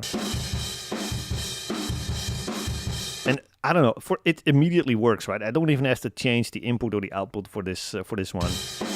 What I'm looking for again is just more length on these drum shells. So the kick needs to sound as if it's ringing out longer. The snare has to sound as if it's ringing out longer. Now it's just a little bit more staccato, I guess. And now everything just sounds as if it's in a bigger room. I guess that's really what it's doing. There's a couple things that I'm gonna do to room mics that I always do. The main thing is, again, that kick drum here. Let me just play all these drums together and then with the rooms as well. And notice the low end of the kick drum, especially the low mid-range, gets very, very boomy because of the room mics here. Let me crank up these room mics a little bit.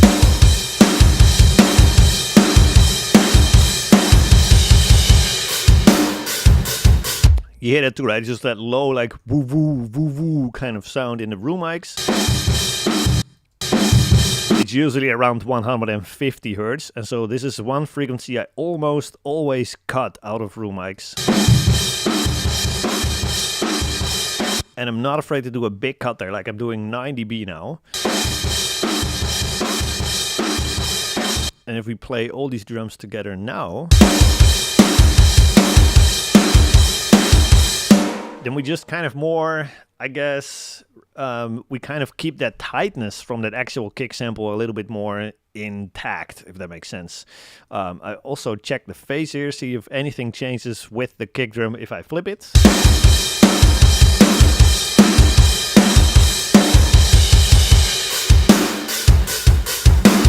Definitely when the phase is flipped, I feel like the low end is a little bit more full sounding or something. So that's, again, what I'm just listening for there. But then I might want to take this cut a little bit further. Maybe even do a cut lower down the spectrum as well.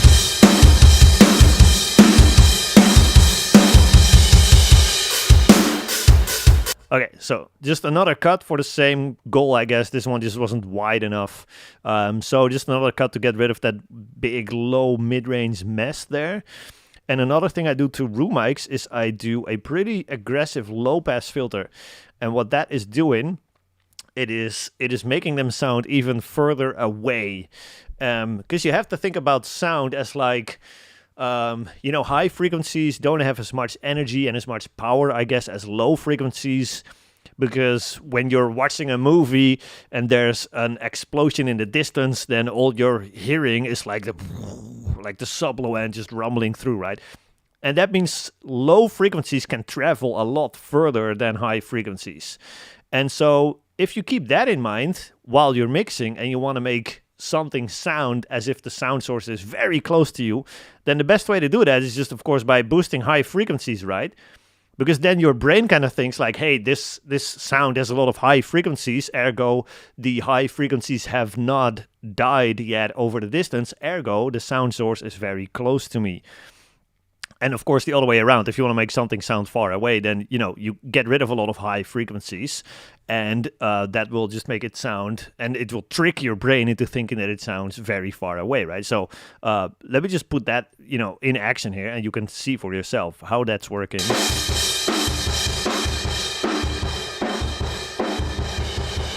So it just sounds as if we just closed the door on the tracking room, right? It's just like much darker, and as if the high frequencies are just farther away, I guess, of the entire drum kit is just farther away. And so if you think about what you've seen me doing here on the live snares, boosting a lot of top end, and even on the kick, I think I've boosted some top end. And so I make these sound very close, and I push these in your face. And then on the room tracks here, I'm doing the complete opposite. I'm like getting rid of top end and I'm making those sound very far away. And the combination of that is creating a really nice like 3D kind of front to back image, if that makes sense, in your drums. And so the combination of the very close mics, very upfront in your face, and then the far away room mics, that gives you a very nice, I guess, 3D image. I don't know a better way to describe that, but let's see that in action here. Maybe a little bit more.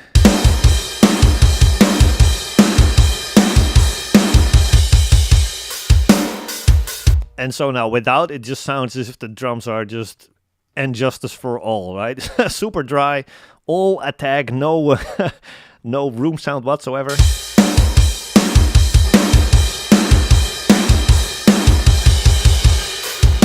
And now they really feel as if they're like in a room, right? As if they're just like way bigger, as if they're in a big warehouse.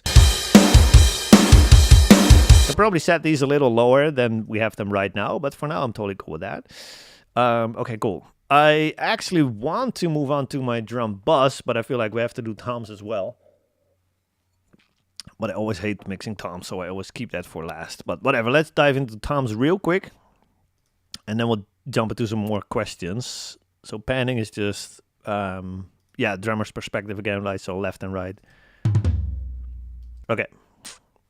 They need some work. They don't sound big or anything at all, so let's work on tom 1 first. Maxing out this 8K here, and I still feel like it's fairly dark.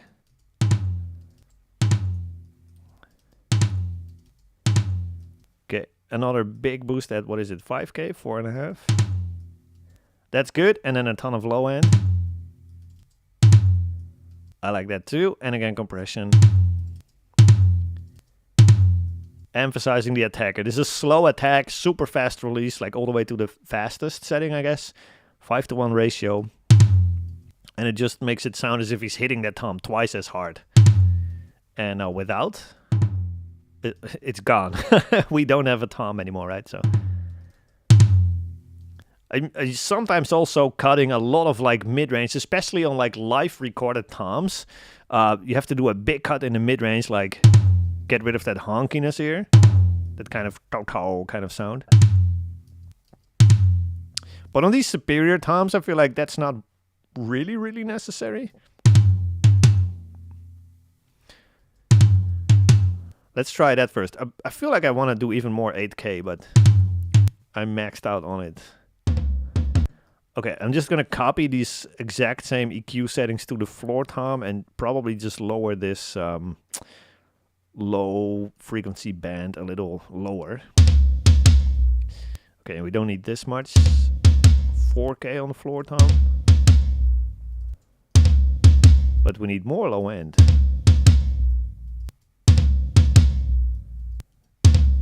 Low mids, that is. Okay, I'm pretty happy with that. And now I'm just going to put another SSL channel on the tom's bus to give me a bit more 8K. And let's see what that sounds like in the full drum mix, I guess.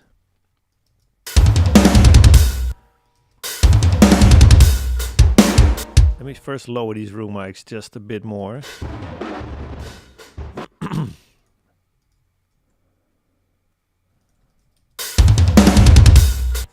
Perhaps we have to flip the phase on these as well. Yeah, absolutely. Now we're getting a little loud in this mix for sure, so we might have to lower all the audio channels just a bit. Otherwise, we're definitely getting too hot here.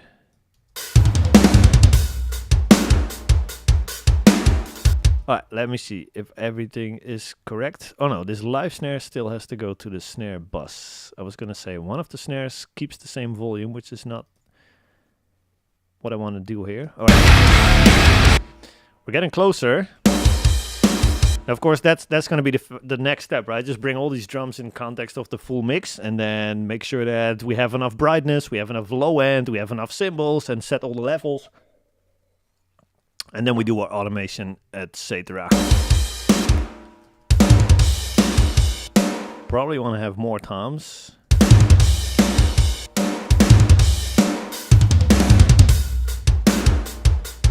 Alright, let's first catch up on some questions and then we'll get to that next step.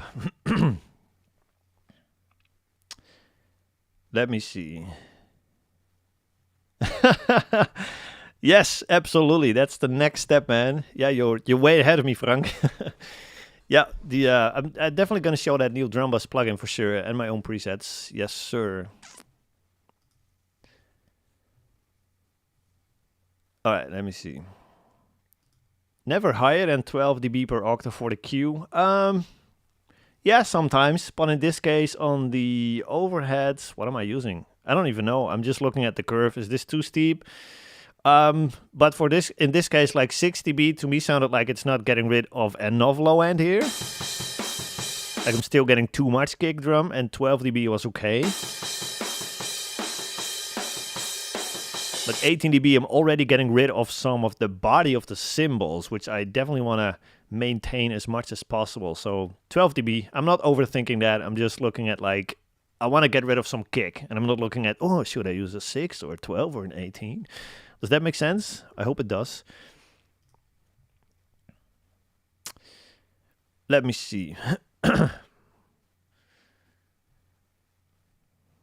I perceive high frequencies, therefore I am. Steven, you get it, man.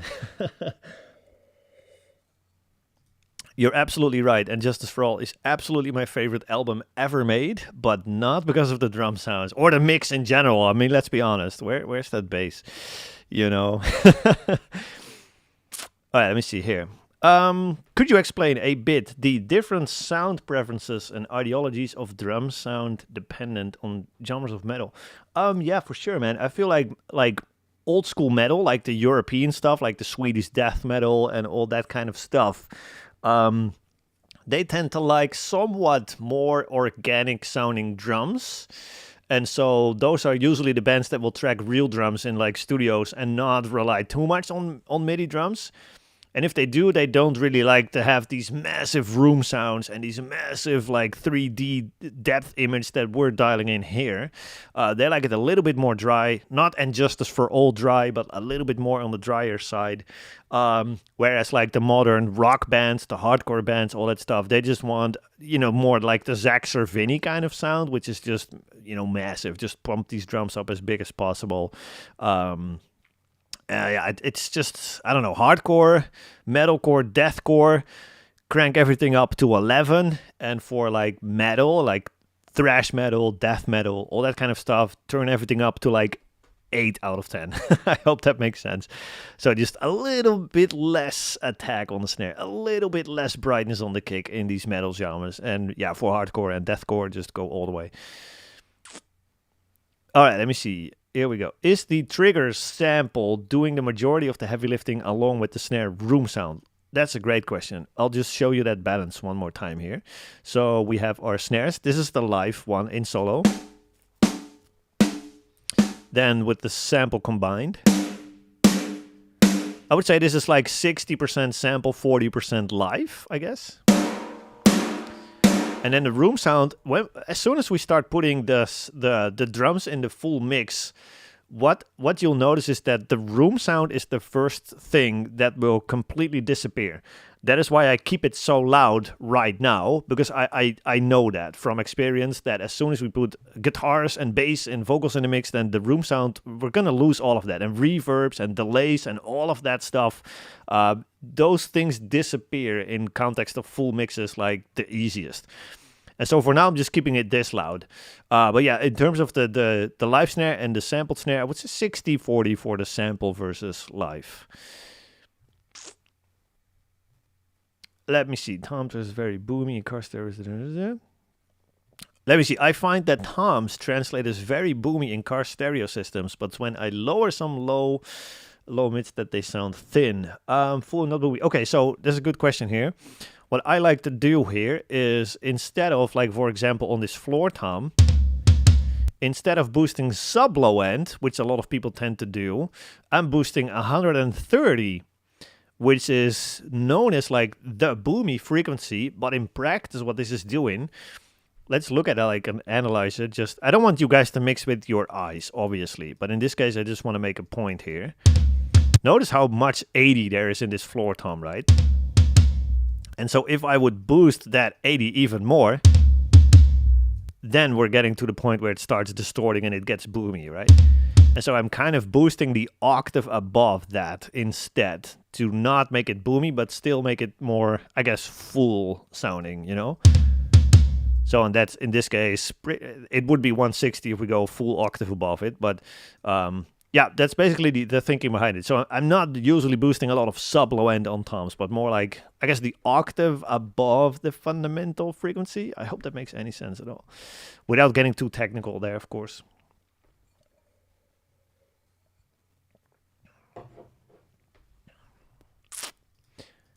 Yes, absolutely. We're going to get to that in just a sec for sure. We're going to play the full mix with and without that snare room sample. Absolutely. We'll get to that in just a bit here.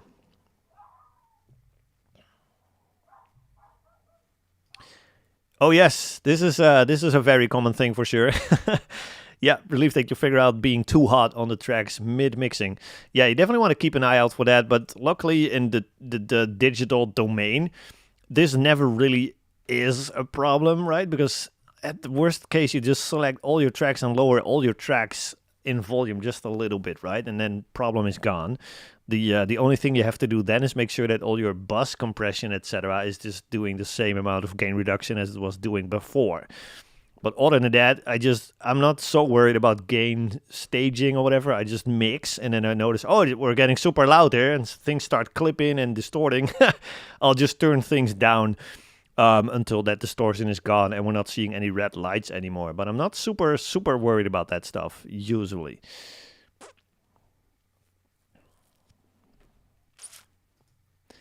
Yes, absolutely. The snare sense, please. Yep. I don't have any snare reverb on the snare right now. I kind of use those room samples as more of like an alternative to reverbs, I guess. I like the more natural sound, I guess, of the room samples instead of the reverbs. To me, reverbs always sound a little bit artificial or something, whereas room samples are just room samples, right? Actual snare recordings. Yeah, and the Pro G plugin on the room track here is basically an upwards expansion thing.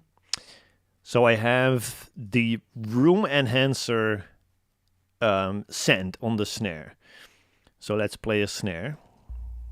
And you'll see that that snare actually will come in on that channel here, right? So I'm sending all my snares with this room enhancer bus, I guess, to this plugin here, which is that upwards expansion. So if I play my rooms, anytime the snare hits and the snare goes above this threshold, then the room mics will come up in volume.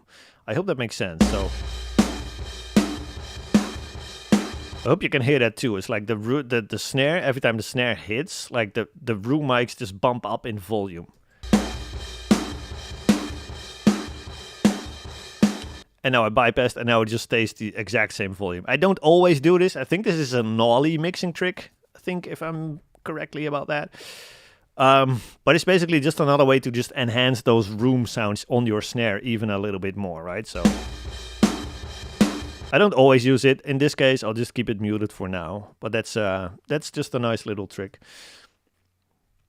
And other than that, I just have the crush bus, which I still have to get to, and the snare plate, which I'm not using right now. I think, at least. Am I not using it?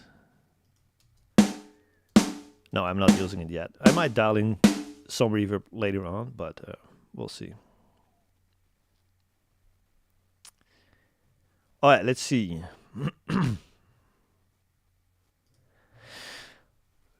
Great question. I love this. At this point in the mixing process, what are you approaching differently? Okay, so definitely the amount of EQ that I have to do to my kick and snare, for example. Those are the biggest differences, I would say. These toms out of Superior, they were still pretty raw sounding, right? So that's why I'm maxing out on some of these EQ moves here and still doing more on this extra channel. But these kicks and snares, since I hand-picked them, I kind of picked them that are like more processed already. And so I'm not doing as much EQ as I would on like a live kit, right? So if you check out this kick EQ, I'm just doing a little bit of a top end boost and a bit of a low end boost. But on like a live kick, I would definitely have to, take out a ton of mid range and compress it up more aggressive to get more attack out of it and all these other things. So it's really the amount of processing, I guess, that is a little bit different, but the thinking and kind of the end result that I'm going for, like in this case, a kick that has a ton of low mid-range and a very snappy attack, that goal doesn't change, but it's just the amount of processing that is needed to get there, that changes a little bit. So hopefully that makes sense.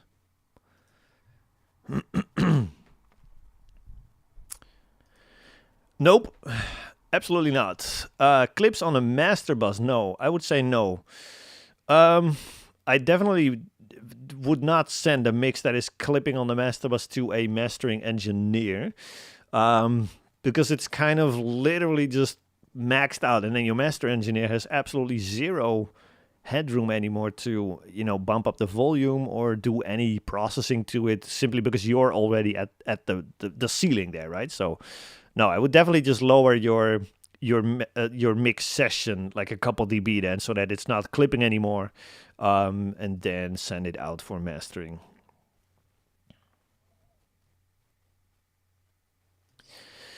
No, this is correct. I don't see any 1176s on kicks and snare. Does it mean you don't compress them as hard as a live kit? Absolutely.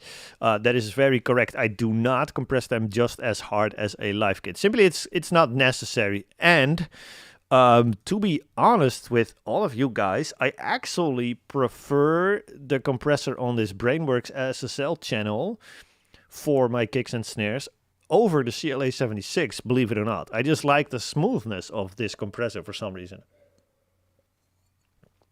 Let me see, if we have this kick here, for example, I have not even compressed it just yet. So release to the faster.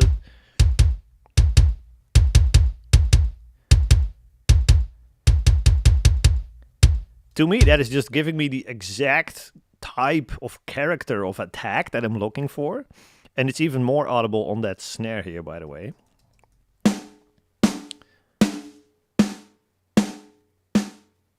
So right now it's not compressing, and it sounds as if he's hitting the snare reasonably hard, I guess.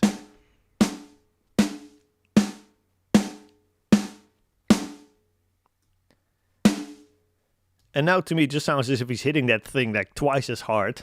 And it's just like a very nice character of attack. I don't know a better way to explain that. It's just like a nice sharp attack that is not too harsh and too sharp, I guess. I don't know. Alright, anyway. I need a drink because my throat is giving out. Let's see. Yep, this is also another reason again. Yeah, I am using the snare sample one that is definitely already processed. I think I'm compressing that one extra, by the way. Yes, I am.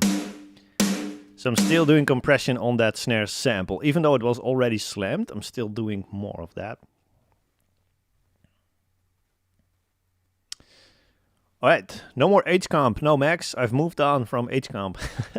I can't believe you remember that. Let's play some drums here, like all of them, and then we go to our drum bus processing, because we still have a lot to gain here on these drums. First, I'll probably lower that room sample a little bit.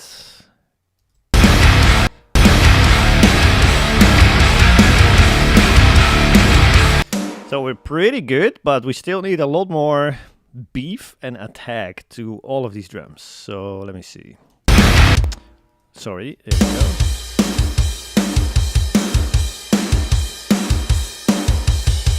Alrighty.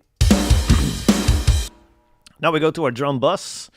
I have this new BSA plugin drum bus, and I was honored to provide a couple of presets for this plugin. And on my regular drum bus, I'm using the Sticky Shells preset.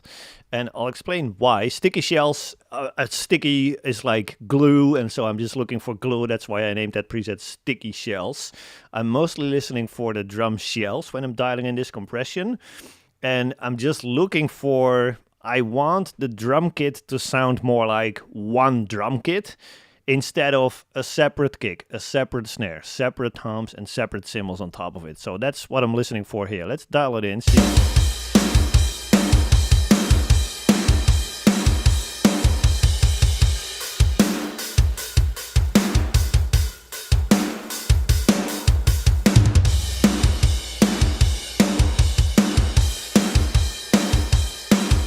So as you can hear, we're losing a little bit of attack, I guess. Check out some different sections here. Well, that is absolutely what I'm looking for. Like, I'm looking for... Oh, it's not what I'm looking for per se, but I'm looking for that extra glue, I guess. And the trade-off for that is a little bit less attack. I can open up that attack, but I kind of want to preserve that for the crush bus here, which I'll dial in now.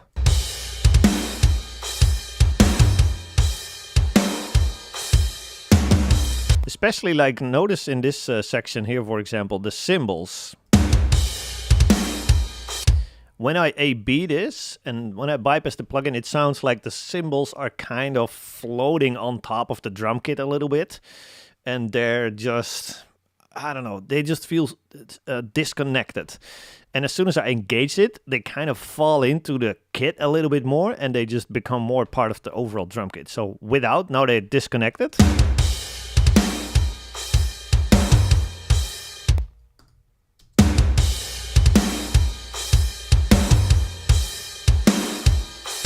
It's fairly subtle, right? But it's definitely noticeable, and it just gives you that kind of glue that I'm looking for. So, Sticky Shells preset. Now we go to the Crush bus. Let's see if I already... Yes, I have my sends up already. I don't want to send this much toms to that Crush bus, by the way, so I'm just lowering that a bit. This is mostly going to be about kick and snare, I would say. So, let's see... So we're just listening to the Crush bus now, by the way. The regular drum bus is muted, and we're just listening to Crush. Another preset, Parallel Death. Oh, it's already loaded. That's good. And this, what I'm looking for, is like insane amounts of attack, like ridiculous amounts of compression that is really just focused on just getting as much attack out of these kicks and snares as possible. Like, it's ridiculous, right? This is like way too much, and that's exactly the goal here.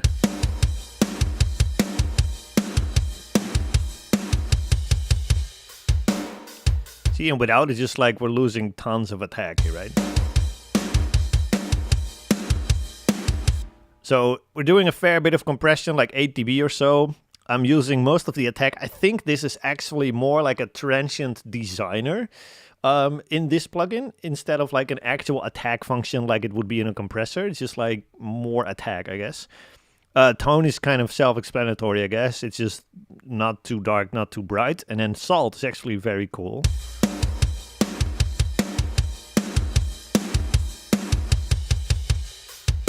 It's just a little bit of extra top end and low end or something. I don't even know what it's doing behind the scenes here, but... I like how it sounds, so I'm just doing a fair bit of that. And now we have this insanely compressed drum sound, which is obviously way too much. And now we're unmuting our regular drum bus, and we're just going to blend this in with our regular drums.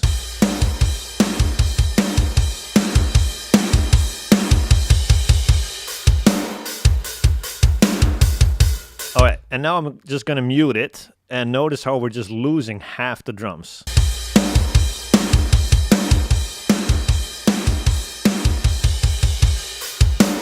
Especially kick and snare, right? We're just having so much more attack without any of the, like, I guess, over-compressed characteristics or something that come from this Crush bus alone. So we're just getting the best of both worlds. We're both getting the glue and the cohesive drum set with this Sticky Shells preset, and we also get, like, massive attack with this Parallel Death preset. Let's check out some other sections here.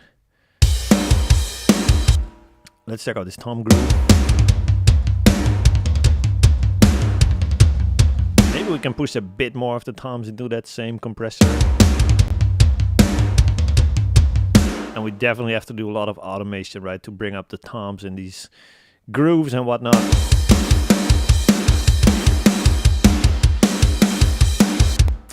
Alright, so now we have basically all of our drum processing dialed in, at least like a starting point, I guess.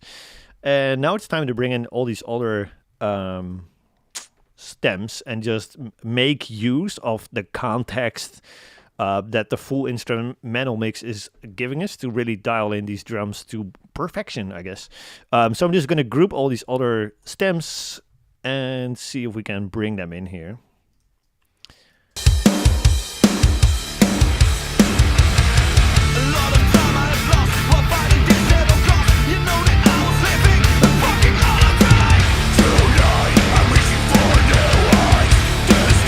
All right, so it's good news for whoever did not like that snare room sample here.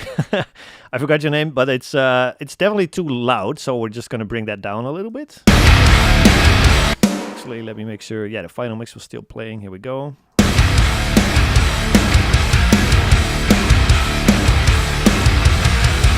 And instead, we're gonna bring in a little bit of reverb on that snare, just to still give it that length that I'm missing right now. So.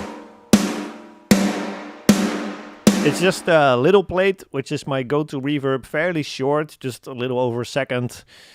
And I'm taking out a little bit of low end out of this reverb because I feel like if we have, well, if we have a lot of reverb, a lot of low end here, let's see what it sounds like. You just get these boomy snares really fast, right? And I don't like that sound. So I'm taking that out.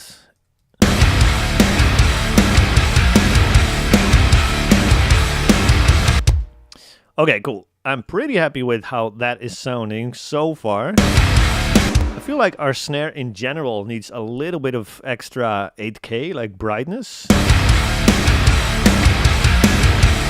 And the way that I noticed that is because our kick is like significantly brighter than snare when we don't do this. So like you have a pretty sharp attack on that kick, and then the snare in comparison is just more mid-range focused and just more like boom. And I want the same kind of amount of stick attack, I guess, on that snare as we have on the kick. So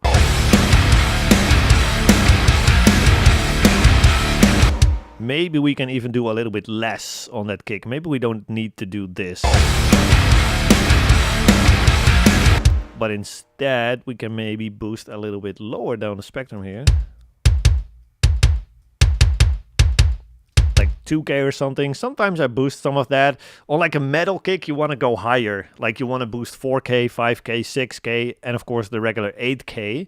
But on like more rock, hardcore kind of stuff, I like to boost a little bit lower. So like 2K, 3K, something like that.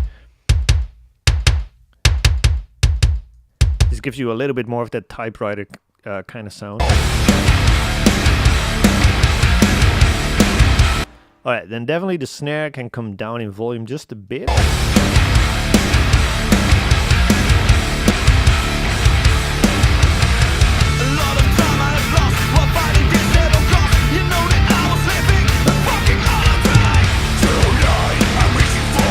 And the cymbals can come up just a little bit.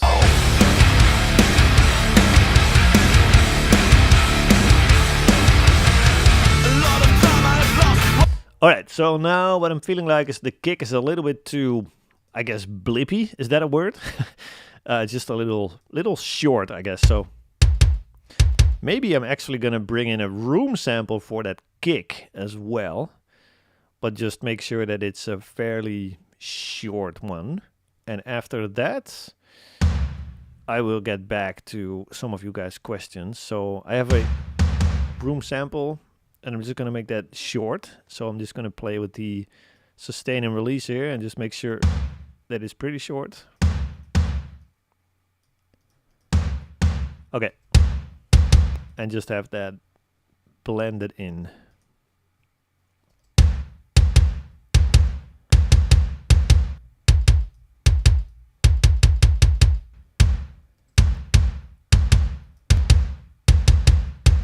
No massive difference with the space here, so that's good.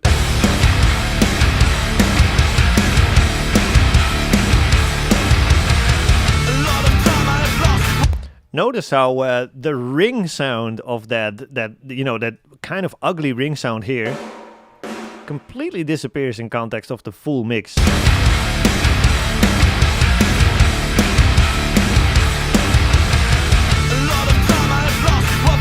And it's really just all that kind of length, etc., that kind of stays. But this is why mixing in solo is so, I guess, dangerous, right? Because in solo, you definitely just want to go crazy with EQ here and just like take out all of these honky frequencies here. But if we actually do that, and then we go to the full mix, then we've completely killed all of that room sound all of a sudden, right? So that is why I just kept this kept this in until we have all the context, right, of the full mix here. And now I'm still pretty happy with how that room sample is sounding. So hopefully that makes sense too. All right, cool. Let's go to some questions. Let me see.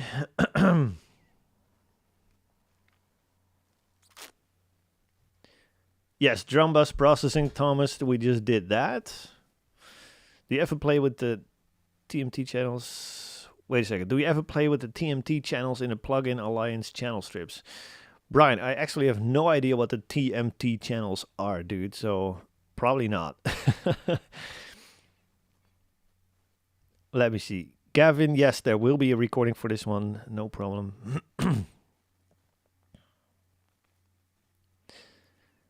All right, let me see. Do you use any tape emulation or saturation on the drum bus? I find it makes a great difference in the sound density and makes MIDI drums more real. Is this in your workflow too? Oh yeah, no, I would do that sometimes.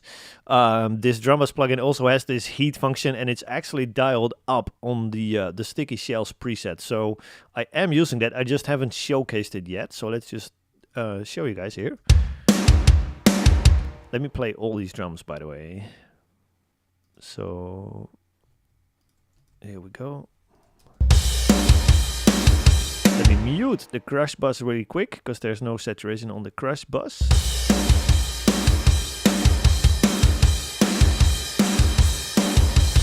So I hope you can hear that. It's fairly subtle on this plugin here, but notice how when I crank it up, it's just like you're saying here, it's just a little bit more dense, I guess. There's just more going on, I guess. More sound.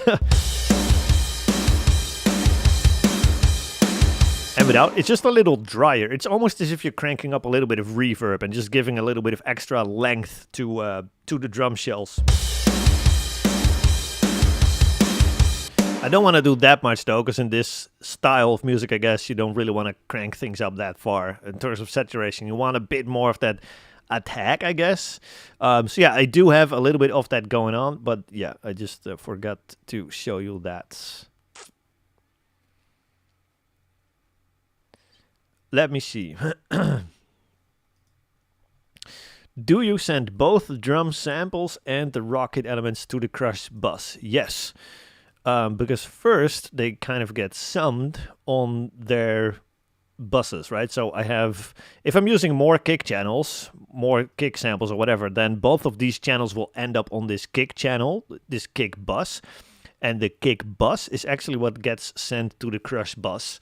So in case if I'm mixing like a live kit that has like a kick in mic and a kick out mic, and then I'm having a kick sample, then all these three tracks will end up on this kick track.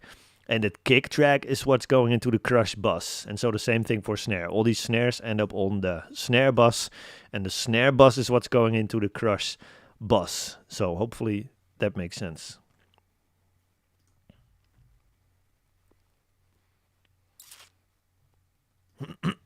I don't go that high. High passing the mix. No, I don't do that at all. I don't do high passing at all.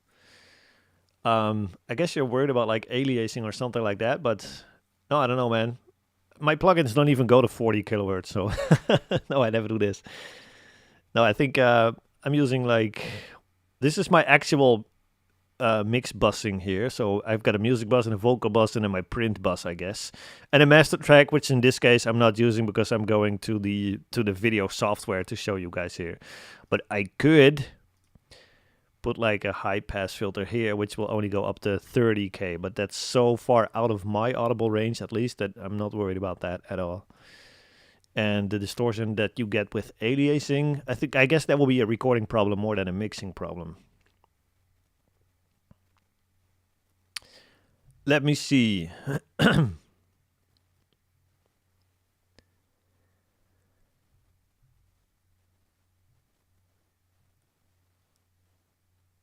Let me see if I catch up on more questions. How much cymbals?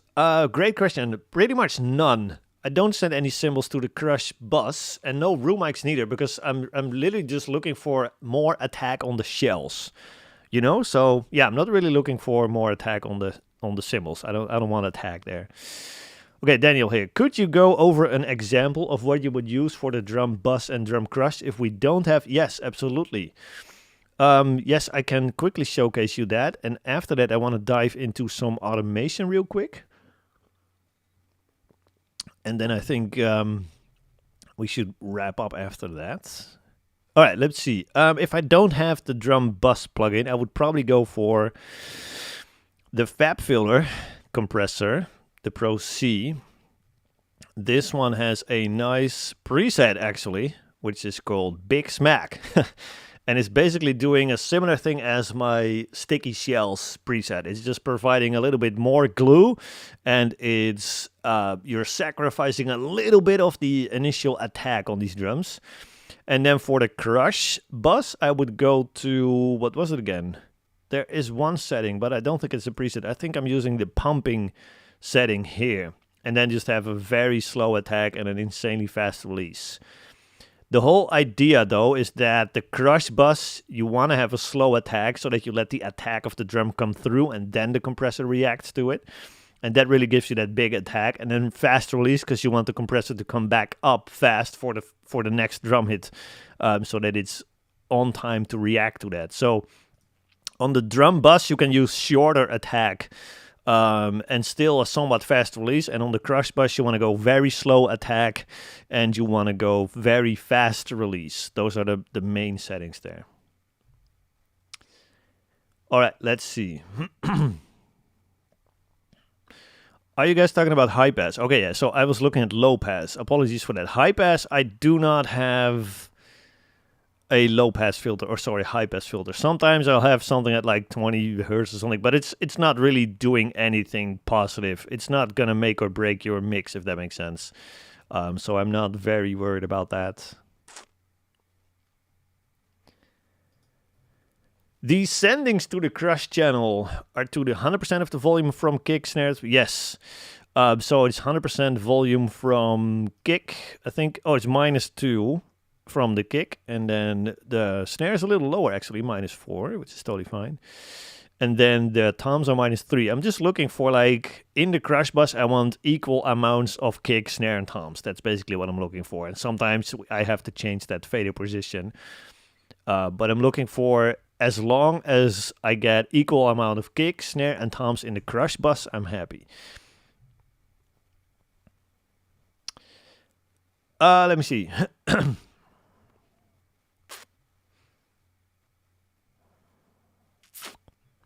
Awesome. I'm happy you guys dig this. That is super cool. With the live snare. What is the logic behind using MIDI snare with live snare? Okay, so I have this live snare, which is basically just the most realistic one out of Superior.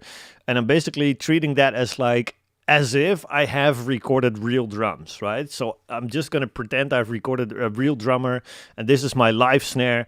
Then I'm going to augment with a sample and with another extra sample for extra room sound. And so that is basically the thinking behind that. Hopefully that makes sense. Aliasing has to do with like digital audio. Like if you go higher than 24K, if you have a sound that is higher than 24K and you're using a sample rate of 48K, then you're gonna have problems with that and distortion. Yeah, that was not your question at all to begin with. So sorry for misinterpreting that. All right, let's do one more question and then we'll jump into some automation real quick. I want to show you guys some thinking there and play a little bit more of the song, of course. And then, let me see. With this routing, how would you handle sending different amounts of the snare sample to the crush bus? If you wanted less room, how would you handle that? So if I want to send less of okay, cool. I can just duplicate that exact send here to my snare room and my snare sample and my snare live, and then just adjust those positions here, those fader positions, and just mute this one. And so now I have control over that. I don't want to do this. I just want to send my full snare into the crush bus, because I want the combination of these snares to be treated by the compression, if that makes sense. So That's why. All right. Let's dive into some automation, guys. Hopefully this this all makes sense so far, and you guys are digging this. So that is awesome to see. I feel like my kick is a little hot. All right, automation. I usually start with kicks, and I usually start with giving my first kick hit a nice volume boost here. Because I want the song to really kick in with like a massive, big explosion almost, right? So I'm just doing a couple dB here on that first kick hit. And so in solo, it sounds a little bit more... It's a little bit more clear to hear, but just notice that very first note of the song, I guess, that very first like, down, you really want that to explode, right? And so if you don't do this, it's just a little bit more lame, you know? Just like, and now it's just like, so usually the kicks on the first of the beat go up in volume a little bit. Now in this verse, I want the kick to come down just a bit so that we create kind of like a play between the verse with vocals and the heavy sections in between. So again, I'm just boosting that first kick here. The toms are very loud, so we probably have to lower these. Yeah, we can lower these for sure.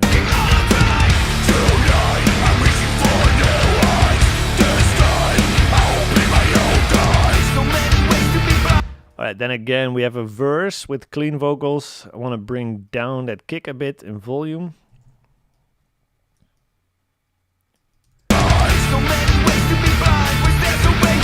Even the snare can come down just a bit in these sections, so let's do that too.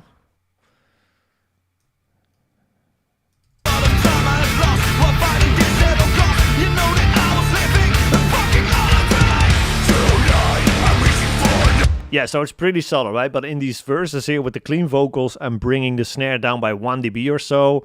And then in the heavy sections in between, it's just the regular volume, I guess.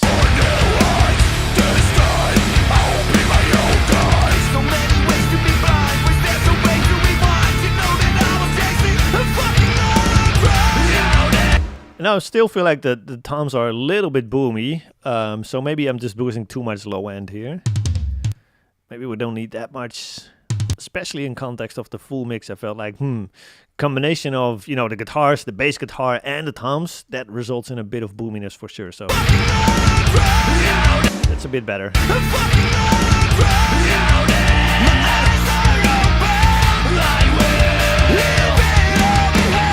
All right, here's the snare flam sound, which I want to bring up a little bit. Because it kind of announces that whole transition, right? So I want that a little louder, but maybe a little less room sound on that flam sound here.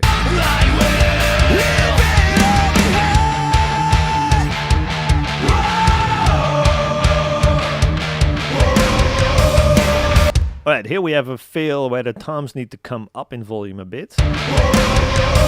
Because we have like Kladen, dun, so snare the toms, and then the toms are much lower in volume, and therefore the fill doesn't really make impact right now. So let's bring them back up. Even a bit more. That's a bit better, right? So it's a little bit more convincing that way, so that's good.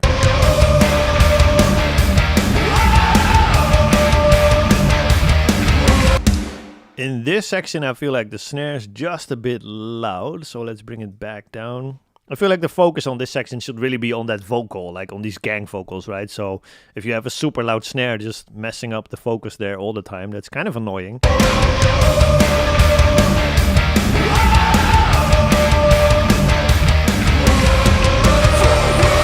All right, and then over here we have a transition into a new section. And so this tom feels a little bit weird, right? This is weird timing here. It's like and then it kind of starts, and so I really want to emphasize that first hit of that new section here. So that way you really create some nice heavy punch there and really make sure that you really feel that energy come up when you go into that new section here. Let's listen to that again. And now without.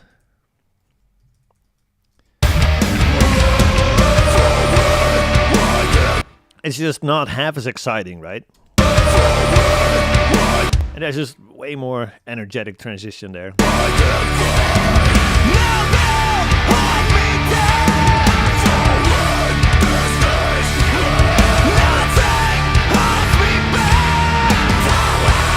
Alright, I'm pretty happy with this so far. Let me see. This one should come up a bit.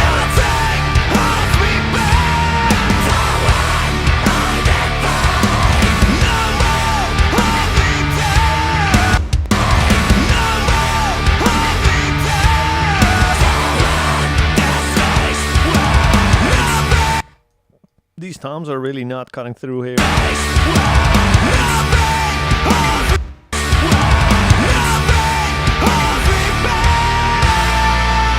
Alright, so that is basically the thinking here about automating your kicks and snares and your toms. I really want to create like excitement, especially in like transitions, right? So first hits go up, and like if it's a somewhat like slower section, or if it's like a more clean section like this for a song has, then I just bring these down, the kicks and the snares, etc.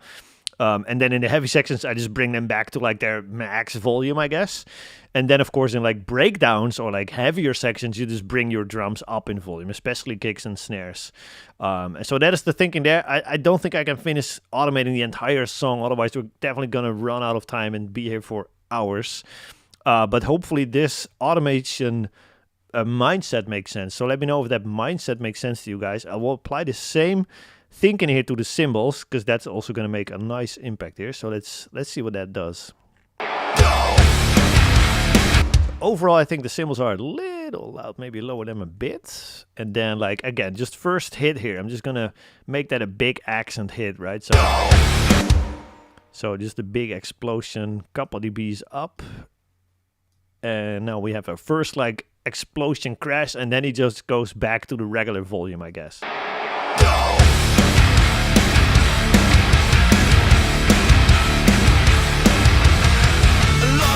Oh, nice. We have a little accent here, like 2 crashes. I definitely want to make sure the drummer hears these little accents. And then the first crash of that new bar, we can bring that up a little bit as well. Hi-hat volume is perfectly fine. Again, this transition is going to sound a lot better when we have these first crashes up in volume a little bit here. Notice the difference here. So this is without. And now with.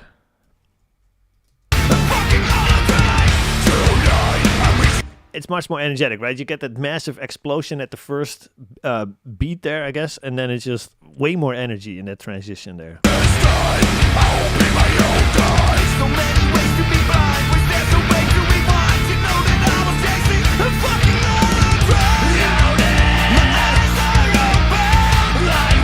Alright, here's that little hi-hat thingy, like accent, I guess. Definitely want to bring that up, because our drummer is going to want to hear that stuff, right?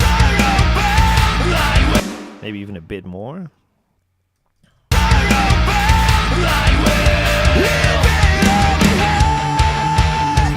Alright. Same thing here, just have that first crash up in volume a bit.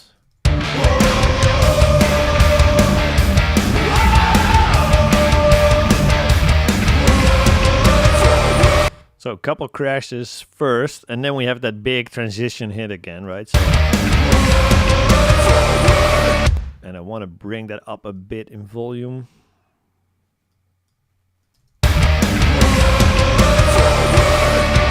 Okay, maybe bring these crashes just before that accent hit down just a little bit, so that if we bring these down, this one is going to sound a little bit bigger in comparison. So.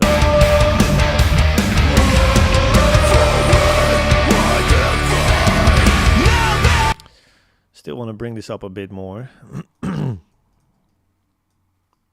All right.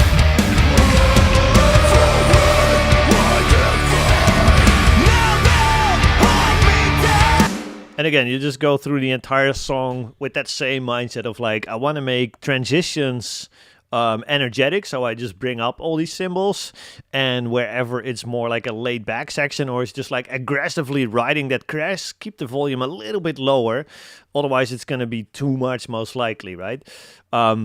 And then of course in like breakdowns or heavier sections or something, you want to have all your cymbals up in volume quite a lot actually. Like this section, for example, you just come out of that break here, right, with no cymbals whatsoever, and then you go back into that heavy riff again. So you feel free to bring up cymbals in sections like that a little bit, just to make sure that that becomes like a big energetic transition, I guess, right? So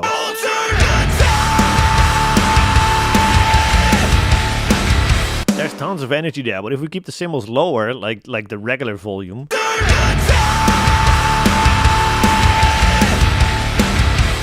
it's not even half as energetic, right? So definitely try to play with like energy levels like that, and it's mostly cymbals and kicks and snares that will give you tons of energy, or just gives you, I guess, tons of control over the energy flow in your song, by just choosing your moments where you really bring up the cymbals and the kicks and snares, where, you know, you just want these things to grab more attention, I guess, and where you want these things to provide more or less energy depending on the section.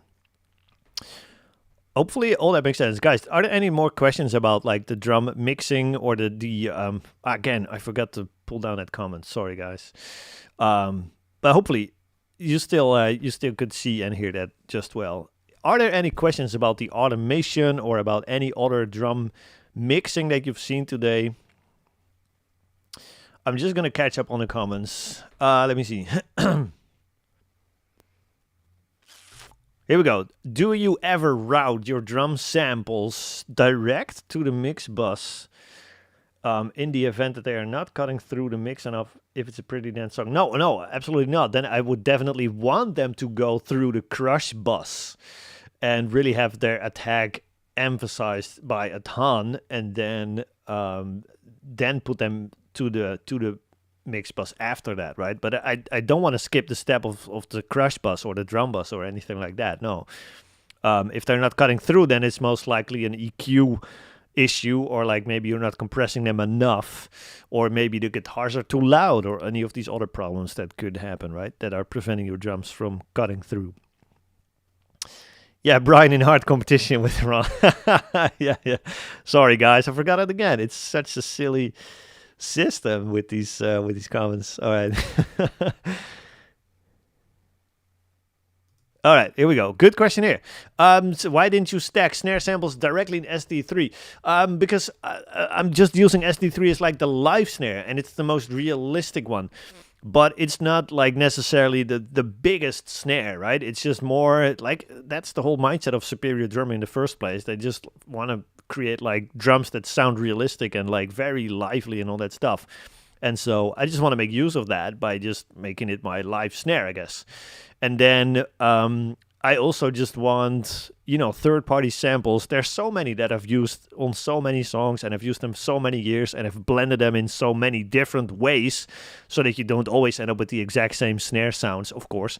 And I just know all these snares so much better than all the 1,200 snares that Superior Drummer has, So I guess it's just a matter of like habit, as well as knowing the samples that I frequently use, as well as just the mindset of using Superior just for the live snare, and then augmenting that with like my own third-party snares, I guess. So I guess you could totally get the same result as this, though, by just you could create your own snare room track by just using an instance of Superior Drummer and just soloing your ambient tracks here, and then just trigger that and print that. That's totally fine. So you can do the same, but I'm just using third-party samples because I know them a little better. So, All right, let's see. Do you typically start polishing and automating the mix with the drums, or is there a different approach? Let me see if I get the question. Do you typically start polishing and automating the mix with the drums? Oh, yes, absolutely. Yeah, I do start with the drums. I usually start with the kicks. So I have all the basic levels dialed in, right? So the guitars, the bass, the vocals, they all have basic levels. And then I start creating that impact with the kicks and the snares and the cymbals like I just showed you guys. And after that, I go to bass and guitars. And then the vocals are last because I definitely want my vocals to, even when my drums are having more energy and even when my guitars are maybe a little louder or whatever happens in all the automation stages before that, I still want the vocal to be the main priority. So I might set the vocal volume in a chorus, for example, first, but then later automate the guitars up, and then I lose the vocal, right? I don't want that to happen. So I first want to do all the instrumental automation, make sure that all the instrumentals are in a great place and it sounds very energetic, and then still make sure that the vocal is nicely on top of that. So my vocals are last and my drums are first. Yes, sir. Okay, let's see. Let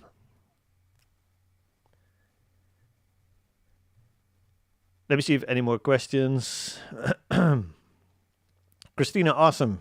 Good to see that it was useful to you. I love that. Are you guys digging this like anybody else? Was any of this helpful for you guys? Let me know. Did you enjoy the workshop so far? Was it money well spent? Very crucial question, of course.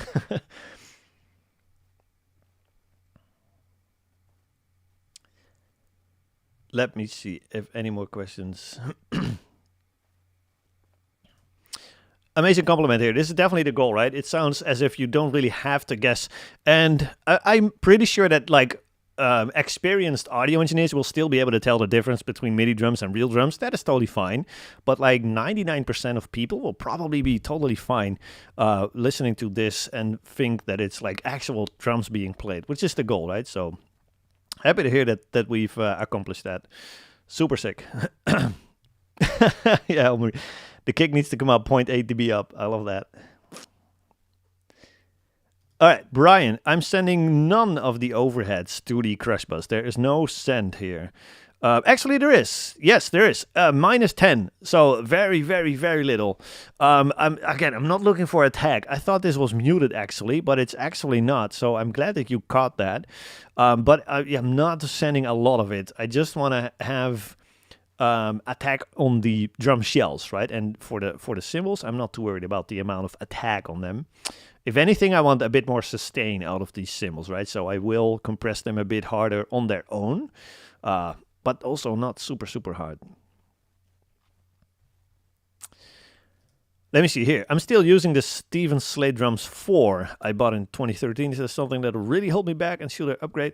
I mean, I'm pretty sure that the Slate 5 will be a nice upgrade.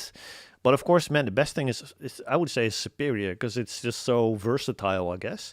But no, man, I think if you apply the same mindset, you still should be able to get something that sounds really, really good. But just like make sure that whatever presets that particular plugin has is pick the most dry one, right? So that you can process everything afterwards using your own plugins and your own settings and whatnot. But yeah, of course, man, upgrading won't hurt, I guess. That is basically the answer there, but it's up to you. I guess it's more about knowing what you're doing than the tools that you're using. I guess that is the best answer there. Let me see. For rock style, do you always use one-shot samples for the kick? Not always, no. I'm also not completely using one-shot samples here. This Savage kick is a one-shot, but the Oceans kick is like, and the kick room, by the way, as well. They are like multiple, I don't even know how you would call it. They have more samples recorded, and it's not just a one-shot. They don't have a lot of different velocity layers though, but I know like Ocean's Kick is like, I think 5 or 6 different little wave files, which keeps repeating, I guess, so it's not a one shot. All right, let's see.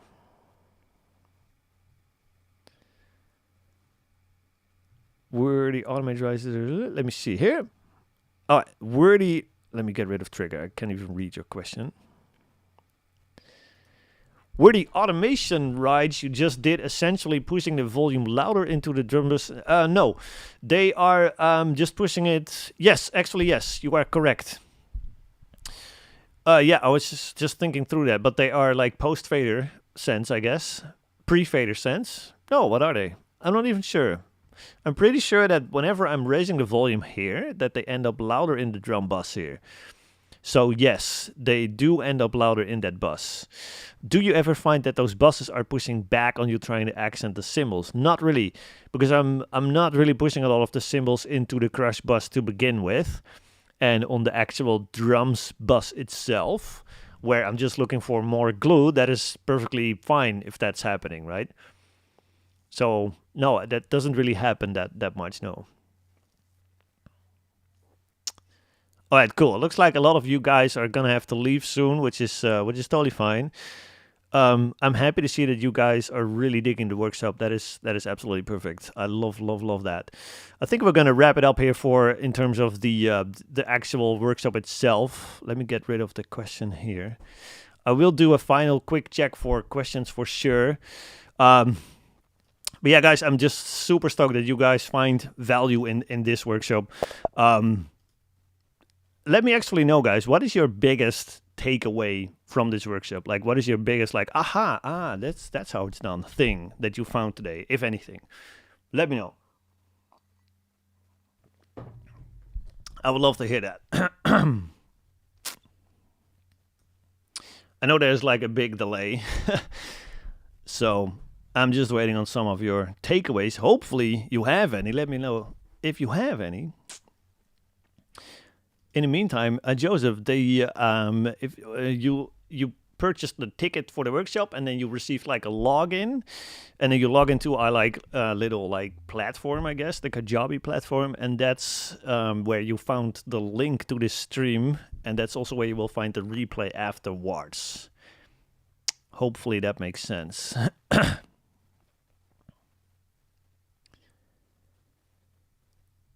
Let me see. Oh yes. Diffuse. I promised to do this, so I will do this. So the drums with and without, alongside with the guitar. So I'll just play the full mix here, and we'll just mute that room sample here.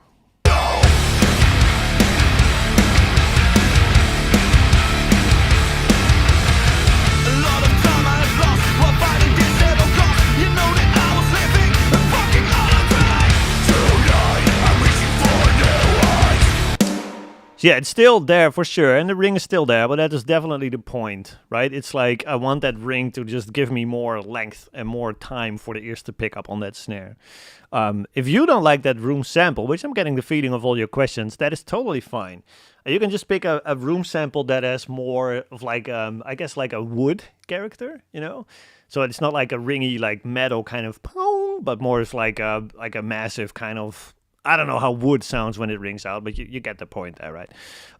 Yeah, I guess the whole idea is just to give your snare length, because that is really going to help it to cut through heavy guitars and all that stuff. And to me, it gives the snare like a very nice 3D kind of sense of space around it. So hopefully that makes sense.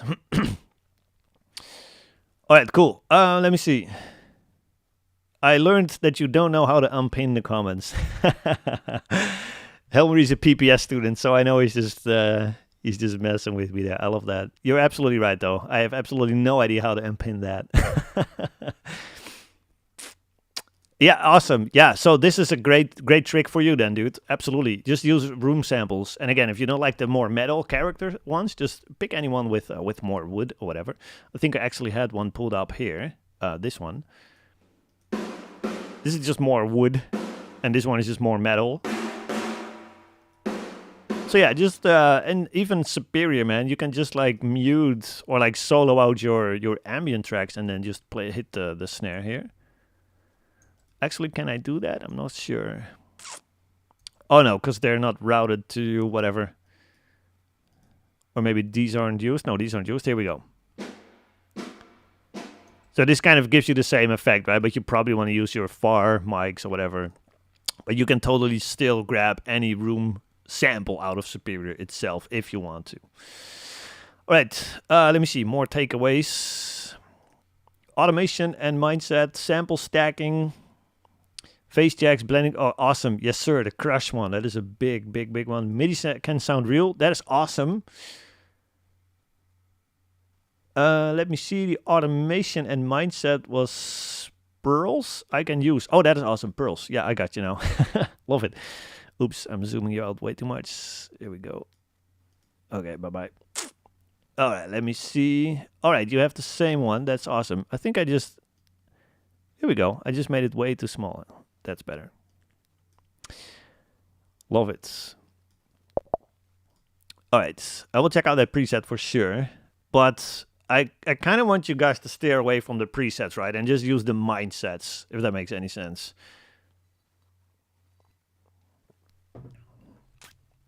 Love it. All right, guys. Then we're going to wrap it up here for the workshop, at least. I'm super stoked to see that you guys find a lot of takeaways here and all that stuff. And if you guys have liked this, I do want to talk a couple minutes here about our actual program here, like a flagship program, which is the Pro Production System. Because if you guys have liked and enjoyed this way of learning things, you know, just sitting with a professional and seeing him explain all these steps along the way, then you're definitely going to love the Pro Production System itself as well. Because this is basically just a very small taste of what we do in there. But in the Pro Production System, we actually show the entire process, right? So literally just from changing drum heads and tracking actual drums and showing you how to correct phase issues like right then and there, and showing you how to mic up stuff and how to capture performances. And same thing with the guitars. It's literally the entire process, right? Just capturing tones that already sound like finished mixes and then mixing them and editing them. It's the entire thing. And it's like in a similar setting, where it's just the professional showing you the entire process from start to finish. Instead of, for a lot of people, it's just a matter of like watching as many YouTube videos or something as possible, right? And then hopefully duct taping all these things together so that they kind of get like a full workflow going on. But instead, we just literally teach you that entire workflow from changing drum heads all the way to final mix. Because if, I don't know, is anybody still here that was with me from the beginning of this stream where I talked about that full stack producer angle? Let me know if anybody is here from the beginning still, that has spent all these 3 hours and 6 minutes with me. Because yeah, if you were here from the beginning, then you have heard me talk about that full stack producer angle, right? It's like if you guys, any of you guys, have the goal or the ambition to do this professionally, or if you want to release your own music and make it sound professional and get tons of streams and tons of attention for your music, then, you know, being a full stack producer. Joseph has been here since minute one, and huge Jim, love it, awesome.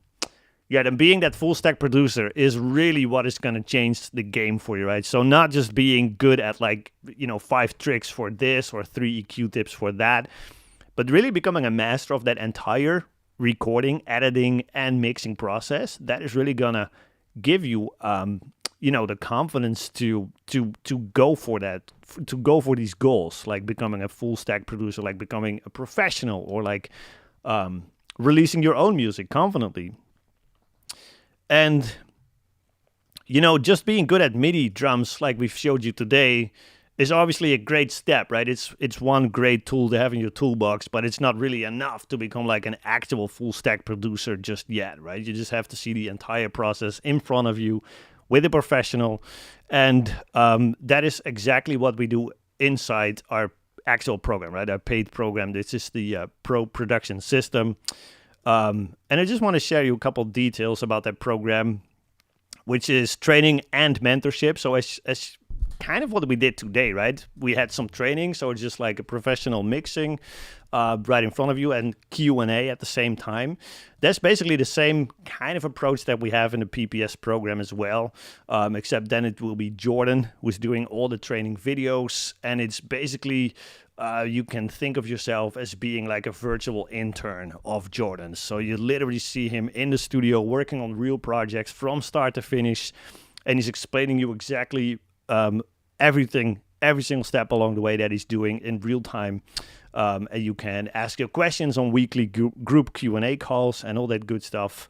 And so, yeah, that's basically what the training looks like. It's step-by-step breakdowns of the entire tracking, editing, and mixing processes. And we fully cover the business side as well. So training-wise, the Pro Production System has everything that you need to become a full-stack producer, right? And being a full-stack producer is, again, just going to open up all these doors for you into becoming either a professional or like a successful self-releasing artist.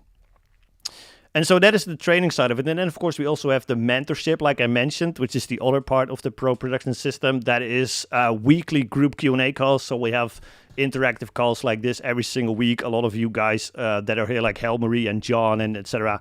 All of these guys are there pretty much every week. And we have a ton of questions about, recording and mixing, but also about mindset or about motivation or about basically anything that you guys need help with in order to really make that jump from your current day job into being a full professional producer or a successful self-releasing artist, right? So that's the first aspect of that mentorship, weekly group Q&A calls. We also do weekly mix reviews. So in-depth video mix reviews. So literally every single week you can submit one of your mixes, whether that's a practice project or like an actual song that you're working on with a client. And you get me just giving you in-depth feedback on that in video format. I'll listen to your mix. I'll show you any problems. And what happens over time, we'll uncover some, common patterns that are going wrong in your mixes. And then we get to solve these issues once and for all. And it's really going to take you to the next level right there and then. That's the second part of that mentorship. And then we also do weekly assessments inside that program. So basically you take the lesson about drum editing, for example, and then you download the practice tracks and you edit these. And then we review these and make sure that you hit the absolute gold standard in pretty much all the different parts of music production, right? So drum editing, drum tracking, guitar tracking, vocal tracking, you name it. You got to hit that gold quality standard in all of these different aspects of the process, right? Before you can actually make professional records. So that is basically what the PPS, or Pro Production System program, looks like. Guys, let me know. Did I did a pretty good job explaining what that program looks like? Are there any more questions about what that looks like? I'm just noticing that a lot of you guys are here from the beginning, so that is a really, really, really awesome. Huge Jim is actually in the community as well.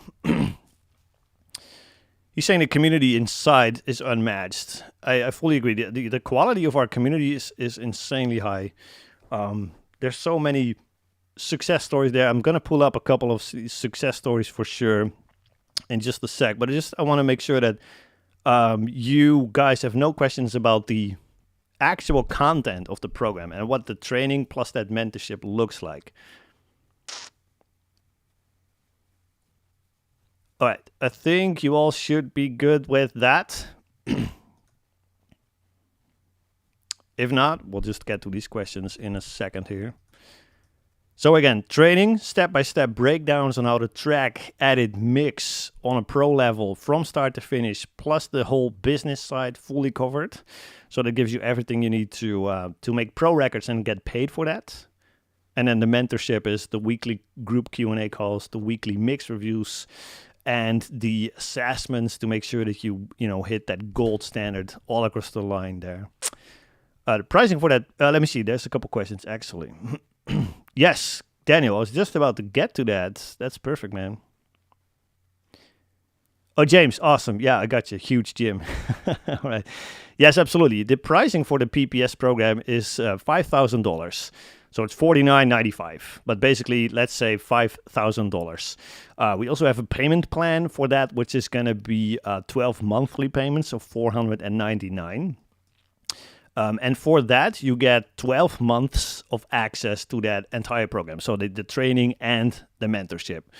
So that is $5,000 one more time for 12 months of access. And then, of course, the big question then becomes like, well, is it worth that? Is it worth that kind of money? And is it really, really going to help me and all that stuff? And those are excellent questions. So I just want to show you guys a couple of things here.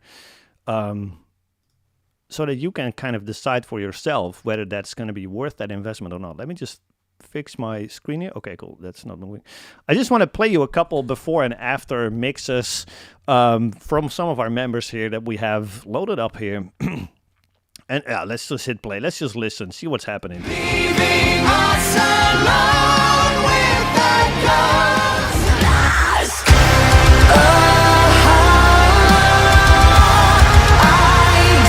So that one was by Chris. He's a German dude. He joined like 2 years ago or something. He made big progress there. This is Mark. Nowhere to go and nowhere to be. Just you, so young, so free. Just I always get fired up when I hear these before and afters, man. It's so cool.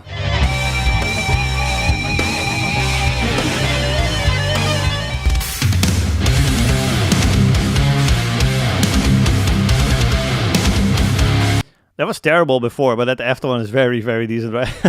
And this program also doesn't just work in the heavier genres, right? That's a common question that we get for sure. Like, oh, I love this whole idea and this learning with a professional and all the reviews and that stuff, but is this only going to work for hardcore and metal? But listen to Mark's before and after here.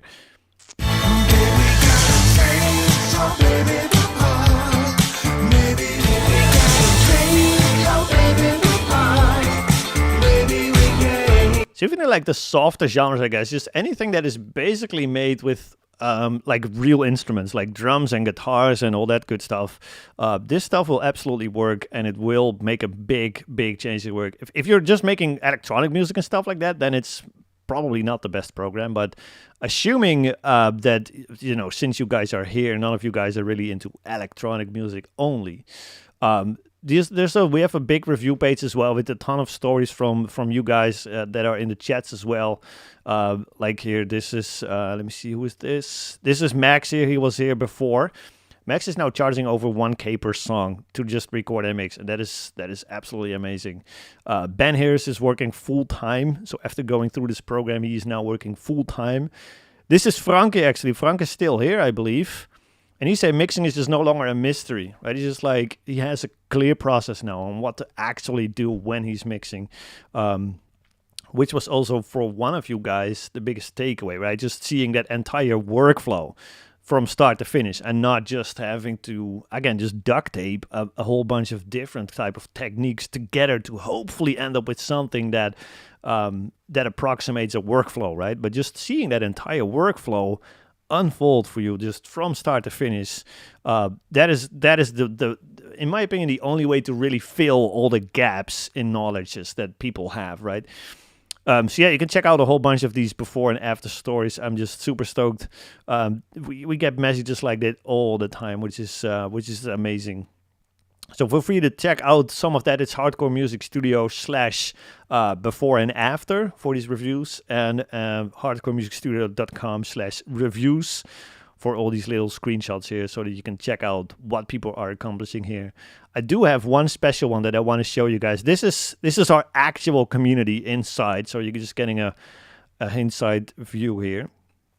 But this is Alex here. Last month, he joined pretty recently, like a couple months ago. And he joined this program basically with the goal to just produce his own music and his own band, right? He's saying that here, I got into engineering so I could record my own band's music, and I just wanted to get better at that. But he just landed a project for 4 songs for $1,800. And that's just his first paid project, right? That's just amazing. It's like, even a lot of people are just like, I'm not so interested in making this my income or whatever. But then they actually start to get good at mixing, and then people start to ask them about like, hey dude, how did you get this amazing production? And then it's just, oh, I did it myself, right? And then inevitably they're gonna want to work with you, and it's just amazing. And that is basically the whole point as well. Let me switch back to me here. It's like I can show you before and after mixes all day, and I can show you stories all day, right? But it's like, it's not even so much about all these stories and about seeing these people's mixes improve, but what it's really more about is that as soon as they have these mixes improved, and as soon as they see that entire process for them, and they basically become those full stack producers, then what happens is that a lot of different doors are just starting to unlock, right? Like for Alex here with that story where he just wanted to mix his own band and now he's just working for $2,000 almost for like a paid project. That door was not open before he learned to become a full stack producer, right? But now he learned that, and that door of getting actual people to reach out to you and just wanting to pay you $2,000 to work with you, that door has opened.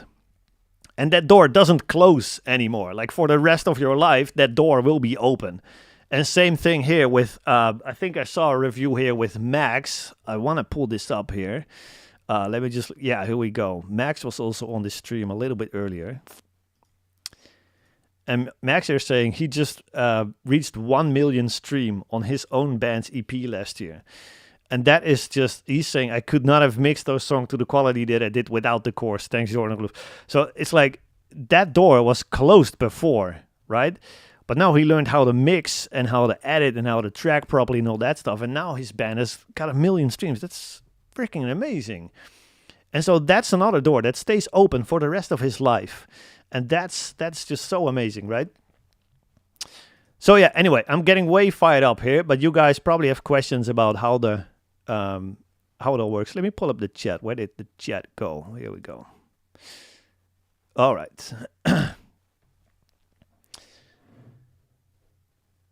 Let me see. A question. Oh yeah, I already answered this one from Daniel, what the cost is. So that's $5,000 one-time payment, or a payment plan of 12 months, $499 per month for 12 months. That's the payment plan. Let me see here. This is just amazing to read. This is James here. He's also in the program, and he's saying, let me see, can I make this any bigger? Compared to other courses in colleges, schools, the price of the PPS is almost too good to be true. Worth it and more. James, man, I'm stoked to see that. That is amazing.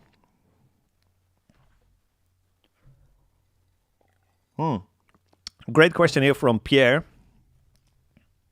How much time will it take on a weekly basis? Can you do the PPS besides a full-time job? Yes, absolutely, man. It's fully designed for people that have full-time day jobs or families or both. Absolutely. It's like all the training, that's all like online based in like pre-recorded videos. And you watch all of these videos at your own pace. Like whenever works for you, you just go check out the tracking module and the editing module and all that stuff. So in your evening, free time, whatever, totally. Weekends. The mixing as well, like all the mix reviews, you simply submit your mix whenever, doesn't really matter. And then you just wait for the first Monday to come around. And that's where all these mixes from that week will be reviewed, and that will be posted again into the program for you to watch whenever works for you. So it's all basically self-paced, and it's all basically you go through all of this content in your own time, right? The only thing that is on a schedule is the weekly group Q&A calls, of course. But if you can't make that, that's no problem really, because you can just post your questions in the community like I just showed you, and me or Jordan will get back to you within a few days max. So hopefully, Pierre, that makes sense. But yeah, of course, I do agree here with Brian here. Brian joined this month or last month. The more time you put in, the more results you're going to get, right? And the sooner all these different doors, like getting paid or getting massive streams on your own music, the sooner those doors will start to open up. And again, guys, once these doors are open, right? You only have to get good at recording and mixing just once, right? Because once you're at that level, you're not going to unlearn any of this stuff, right? It's just, you're going to keep going and you're going to keep growing as well. But you only have to like reach that professional gold standard just once. And so a lot of people choose to kind of take a route of like watching, like I said, watching tons of YouTube videos or whatever, or just learning little parts of the process here and there, hoping to duct tape that together. And it's, for a lot of people, that's taking them 10 or sometimes literally even 20 years, right? And we have people joining this program that are saying like, oh, it took me 20 years to figure this stuff out. It's like, yeah, no wonder, right? And they're still not confident that they do things the right way, simply because they never really followed a professional and just sat in a chair and watched the professional at work and just filled all of the gaps in his knowledge at once, right? But the sooner you can kind of get it over with, right, and unlock all of these skills and see that entire process, I guess, in process, the sooner you have all these full stack producer skills, and the sooner you will start opening all these different doors, whatever your goal is, right? And so yeah, hopefully that makes sense. This is amazing to hear, Thomas. I thank you so much for the very kind words, and I thank you very much for being here and just bringing positive vibes here, man. Very much appreciated. I love it. Awesome. Here we go. Like Alessandro, he's another student of ours. I think Alessandro joined a couple of months ago now, and he's still studying at the university, and he's making great progress. He's doing really well. So that's amazing. All right, so. Anyways, I still know that 5K investment, it is not a small investment, right? It is not something that you just fork over just one day, or just like, for a lot of people, it's going to take a little time, and they have to think about it and all that stuff, and it makes a lot of sense. I fully get that, and I actually can do better for all of you guys that are with me on this stream live right now, or if you're watching the replay. I do have a very special offer for you guys, and I'm actually stoked to drop this, because the pricing, the regular price is 5K, right? $49.95. But you guys have already invested into being with me here today and into being in this workshop. And you've paid $29 for that. And I'm actually going to give you that investment back, but not just once, but actually 10 times. So I'm going to take your $29 investment, I'm going to multiply that by 10, and I'm going to put that as like a credit towards your PPS investment. So that's $290 discount, which brings it back to $4,700-ish. That's a first bonus for you guys, since you were here with me on this workshop. Then I'm also going to throw in 3 plugins from Black Salt Audio for free. So you can probably grab the Drum Bus plugin, or maybe the Clipper plugin, or I don't know if you guys have seen the Black Salt Audio plugins. They're Jordan's own very plugin company. And he's been dropping gold after gold plugin for sure. Like the Silencer one is an amazing drum gate, and the Drum Bus one, like you've seen in action here. Anyways, there's tons of great plugins, and you can pick 3, and we'll just send you coupons for those, and you can grab those for free. That's another second little bonus that you're getting if you sign up for the PPS after this workshop. The third one, this is probably my favorite one. This is pretty huge. Regular access, like I said before, to the PPS is 12 months.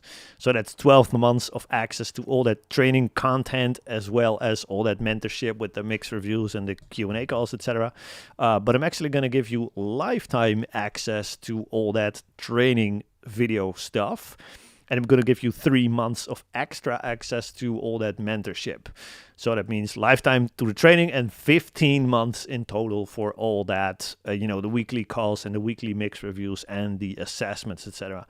And so, yeah, as soon as you have like that full picture unlocked, I guess, so tracking, editing, mixing, the entire process drilled in your head, then, and you also have 15 months of like us helping you implement all of that stuff in your own unique situations, and all your questions answered and all that stuff. In our experience, that has been more than enough time for people to get to that point where they either are very well underway to either like make this a very nice part-time income, or like on the way to make this their full-time income, or to just become that producer or that self-producing artist that really is excited to drop new music on their Spotify playlist or whatever, right? And so what happens in that 15 months is that you're just going to learn that entire process on your own, and we're going to help you implement it all with the weekly mix reviews and the weekly group Q&A calls. And that way we're literally guaranteeing that you will see a massive improvement in your work. Let me catch up on questions really quick before I show you guys how to get in here. All right, I don't think there's any questions. It's totally fine. I'm actually going to drop a link in the comments myself here. And I'll show you what happens when you click that link. Yes, Chase, absolutely. I will show you this right now. So I just dropped that link in the comments. and that is a link to a page that I'll show you right now. It is this page here. So this is a quick video that Jordan has made where he will explain just a little bit more about our mindset and about more of that full stack producer mindset of like, why is it so crucial that you have these full stack skills and not just YouTube skills if you want to make this your career. And you can just learn a little bit more about a philosophy about making records and all of that good stuff. So feel free to watch that. Then you click here, you go to apply now. So this is an application page for the program. You can just fill out your info and your social media platform. This is actually kind of important because all your answers to these following questions, we do want to have a quick little chat with you before we kind of approve or reject your application.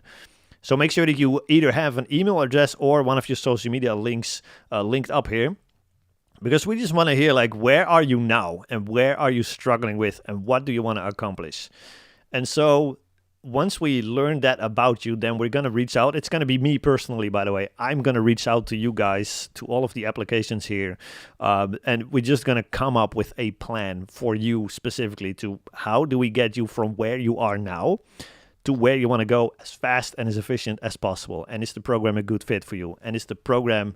If the program is a good fit for you, then you get approved and you get your opportunity to sign up for the PPS if you would like to do that. So we're also asking like how soon would you be able to get started and all that good stuff. And yeah, we'll just have a quick chat and see if it all makes sense. But again, chances are, if this workshop was any good for you and you enjoyed this and you enjoy this kind of style of learning, just watching a professional at work, there's a very good chance that you will get accepted and that your application will be approved, I guess. Common reasons why people might get rejected is if they're just working in, I don't know, EDM music or something, or if they're just like way too much of a beginner. Like if it sounds like you barely know what an EQ plugin is, then we might want to reject your application and just maybe learn a little bit more on your own, if that makes sense. But again, if this workshop was any value of you and you've learned and you're not just, oh, what is that all the time, then you're probably in a good spot to benefit a lot from the PPS program. Let me see. Let me go back to me here already. It's been a long one, guys. I hope you guys are still enjoying this. I know I am enjoying this a lot. Let me just catch up on questions one more time, and then I think we should just wrap this up. Let me post the link for that application page one more time. And by the way, guys, I know you have 14 days access to the replay for this particular workshop. And if you want to grab the special offer that I just laid out for you, I will run these details one more time in a second here. But if you want to grab that special offer, you got to apply for the program using this specific link that I just dropped in the chat. And I will just drop it again just to be sure. And you also have to apply before the access to this replay expires. Because that way we know that, by using this link, we know that you're coming from this workshop and we actually tag you, if that makes sense. And we make sure that you get all these bonuses as well. So these bonuses are, once again, we take your $29 investment, multiplied by 10, put it towards the program. So you get $300 off pretty much. You get 3 Black Salt audio plugins for free. You can pick and choose any ones that you like, and we send you coupons for those. And the best one, of course, is the lifetime access to the training program instead of 12 months. And the 15 months access to all the mentorship instead of 12 months. So hopefully all of that makes sense. Let me see any more questions here. Here's Chase again. Is it possible to sign up for the PPS now, but not start until the new year? I will be able to start until... yes, that is absolutely possible. Chase, I would say just fill out your application with all your info, etc. And then, yeah, make sure that you put your starting date is like January 2025, which is totally fine. I'll just get in touch with you and we'll discuss this more over DM if that is cool with you. And we'll just see how we can make that happen for you, man. That's no problem. Gigi Betta, is there a recommended skill level? Okay, great question. I would say absolute beginners. Like if you've never used a DAW before, or if the DAW routing confuses you, if you don't really know what EQ is, and if you don't really know what compression is, then I would say PPS is not a great fit yet. But if you've been recording and mixing for a little bit, and you kind of know what EQ does, and you kind of know what compression does, but you just want to know how to apply it to really get those pro results. So basically anywhere from amateur to like semi-professional, that is like the sweet spot, I would say. And it's just like for like the semi-pros, what we do here is basically just streamlining all that knowledge that they inevitably already have, and just really streamline it, make sure that they're not longer, stuck at that semi-pro, but really breaking through, I should say, to that professional level. And for people that are a little bit more on the amateur side, it's totally fine. It's more going to be a matter about filling all the gaps in your knowledge, right? And just making sure that you understand the entire process, recording, editing, mixing, everything at a pro level. So yeah, man, if you're a little bit familiar with EQ, compression, and using a DAW, you should be okay. But if you want to discuss that more, man, I would say just fill out an application and we'll discuss that over DM. By the way, guys, if you fill out your application, there's no obligation into purchasing the program, right? It's just, you just take a step forward, I guess. Fill out your application, show some interest, and we start a conversation. And if it's not a good fit, cool, no problems at all. You're not required to purchase if you apply. That's what I'm saying here. This is a nice benefit as well. Once you're a member of PPS, you will get the educational discount at Sound Toys, and you also get lifetime access to free access, actually, to all of these workshops. That's another benefit for PPS members. Let me see. Any more questions here? Cool. Okay. I think we've pretty much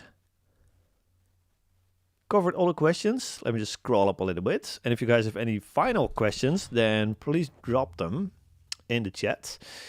And if not, then just get your application in.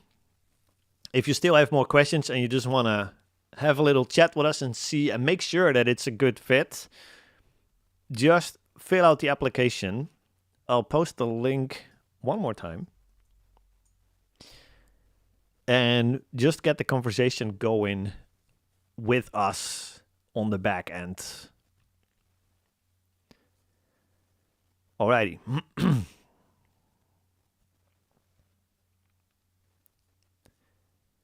Yeah, like Helmer is saying. Yeah, hopefully that answers Gigi Ballard's question a bit better. That's totally fine.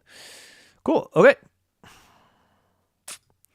Maybe you could link some of Jordan's videos for those who have... Yeah, absolutely, man. You can... those of you that still want to learn more about EQ compression themselves, definitely check out the Hardcore Music Studio YouTube channel. There's tons of info for that, and that will also get you to that level where you will start... or where you will benefit a lot more from the PPS program, I guess. All right, cool, guys. I'm not seeing any more questions here. Totally fine. In that case, we'll just wrap it up for today. Thank you all so much for hanging out. I had a blast here, and I hope you had too. I hope you learned a lot here. And if you want to take a step forward and become a full stack producer and really take a serious step towards doing this as your main income, or if you want to release music that you're actually proud of and get actual people to listen to it, feel free to drop an application for the program. We'll get a conversation started, see how we can help you make that happen. And then we'll get you on board. But for now, I think we're going to say goodbye now. One last time. Checking up on the chat. And then we'll sign off on here. Adriano, having worked through most of the course, I can vouch that it is 100% worth the cost. Adriano, that's so amazing to hear, man. It has changed my mixing. I'm so stoked for that. And again, it's not even that your guys' mixes are exploding, right? That's awesome, but that's only the start, right? It's all these extra doors that start opening after that, where I feel like that's why we're doing what we're doing, right? All these extra doors that once you open them, they stay opened, and you have all of these, I guess, benefits for your life for the rest of your life. And that's just something that just makes it incredibly valuable. All right. All right, guys, thank you all for hanging, and we'll be in touch on the YouTube channels and whatnot, and otherwise we'll see each other in future workshops. Take care, everybody. All have a good day, and we'll be in touch.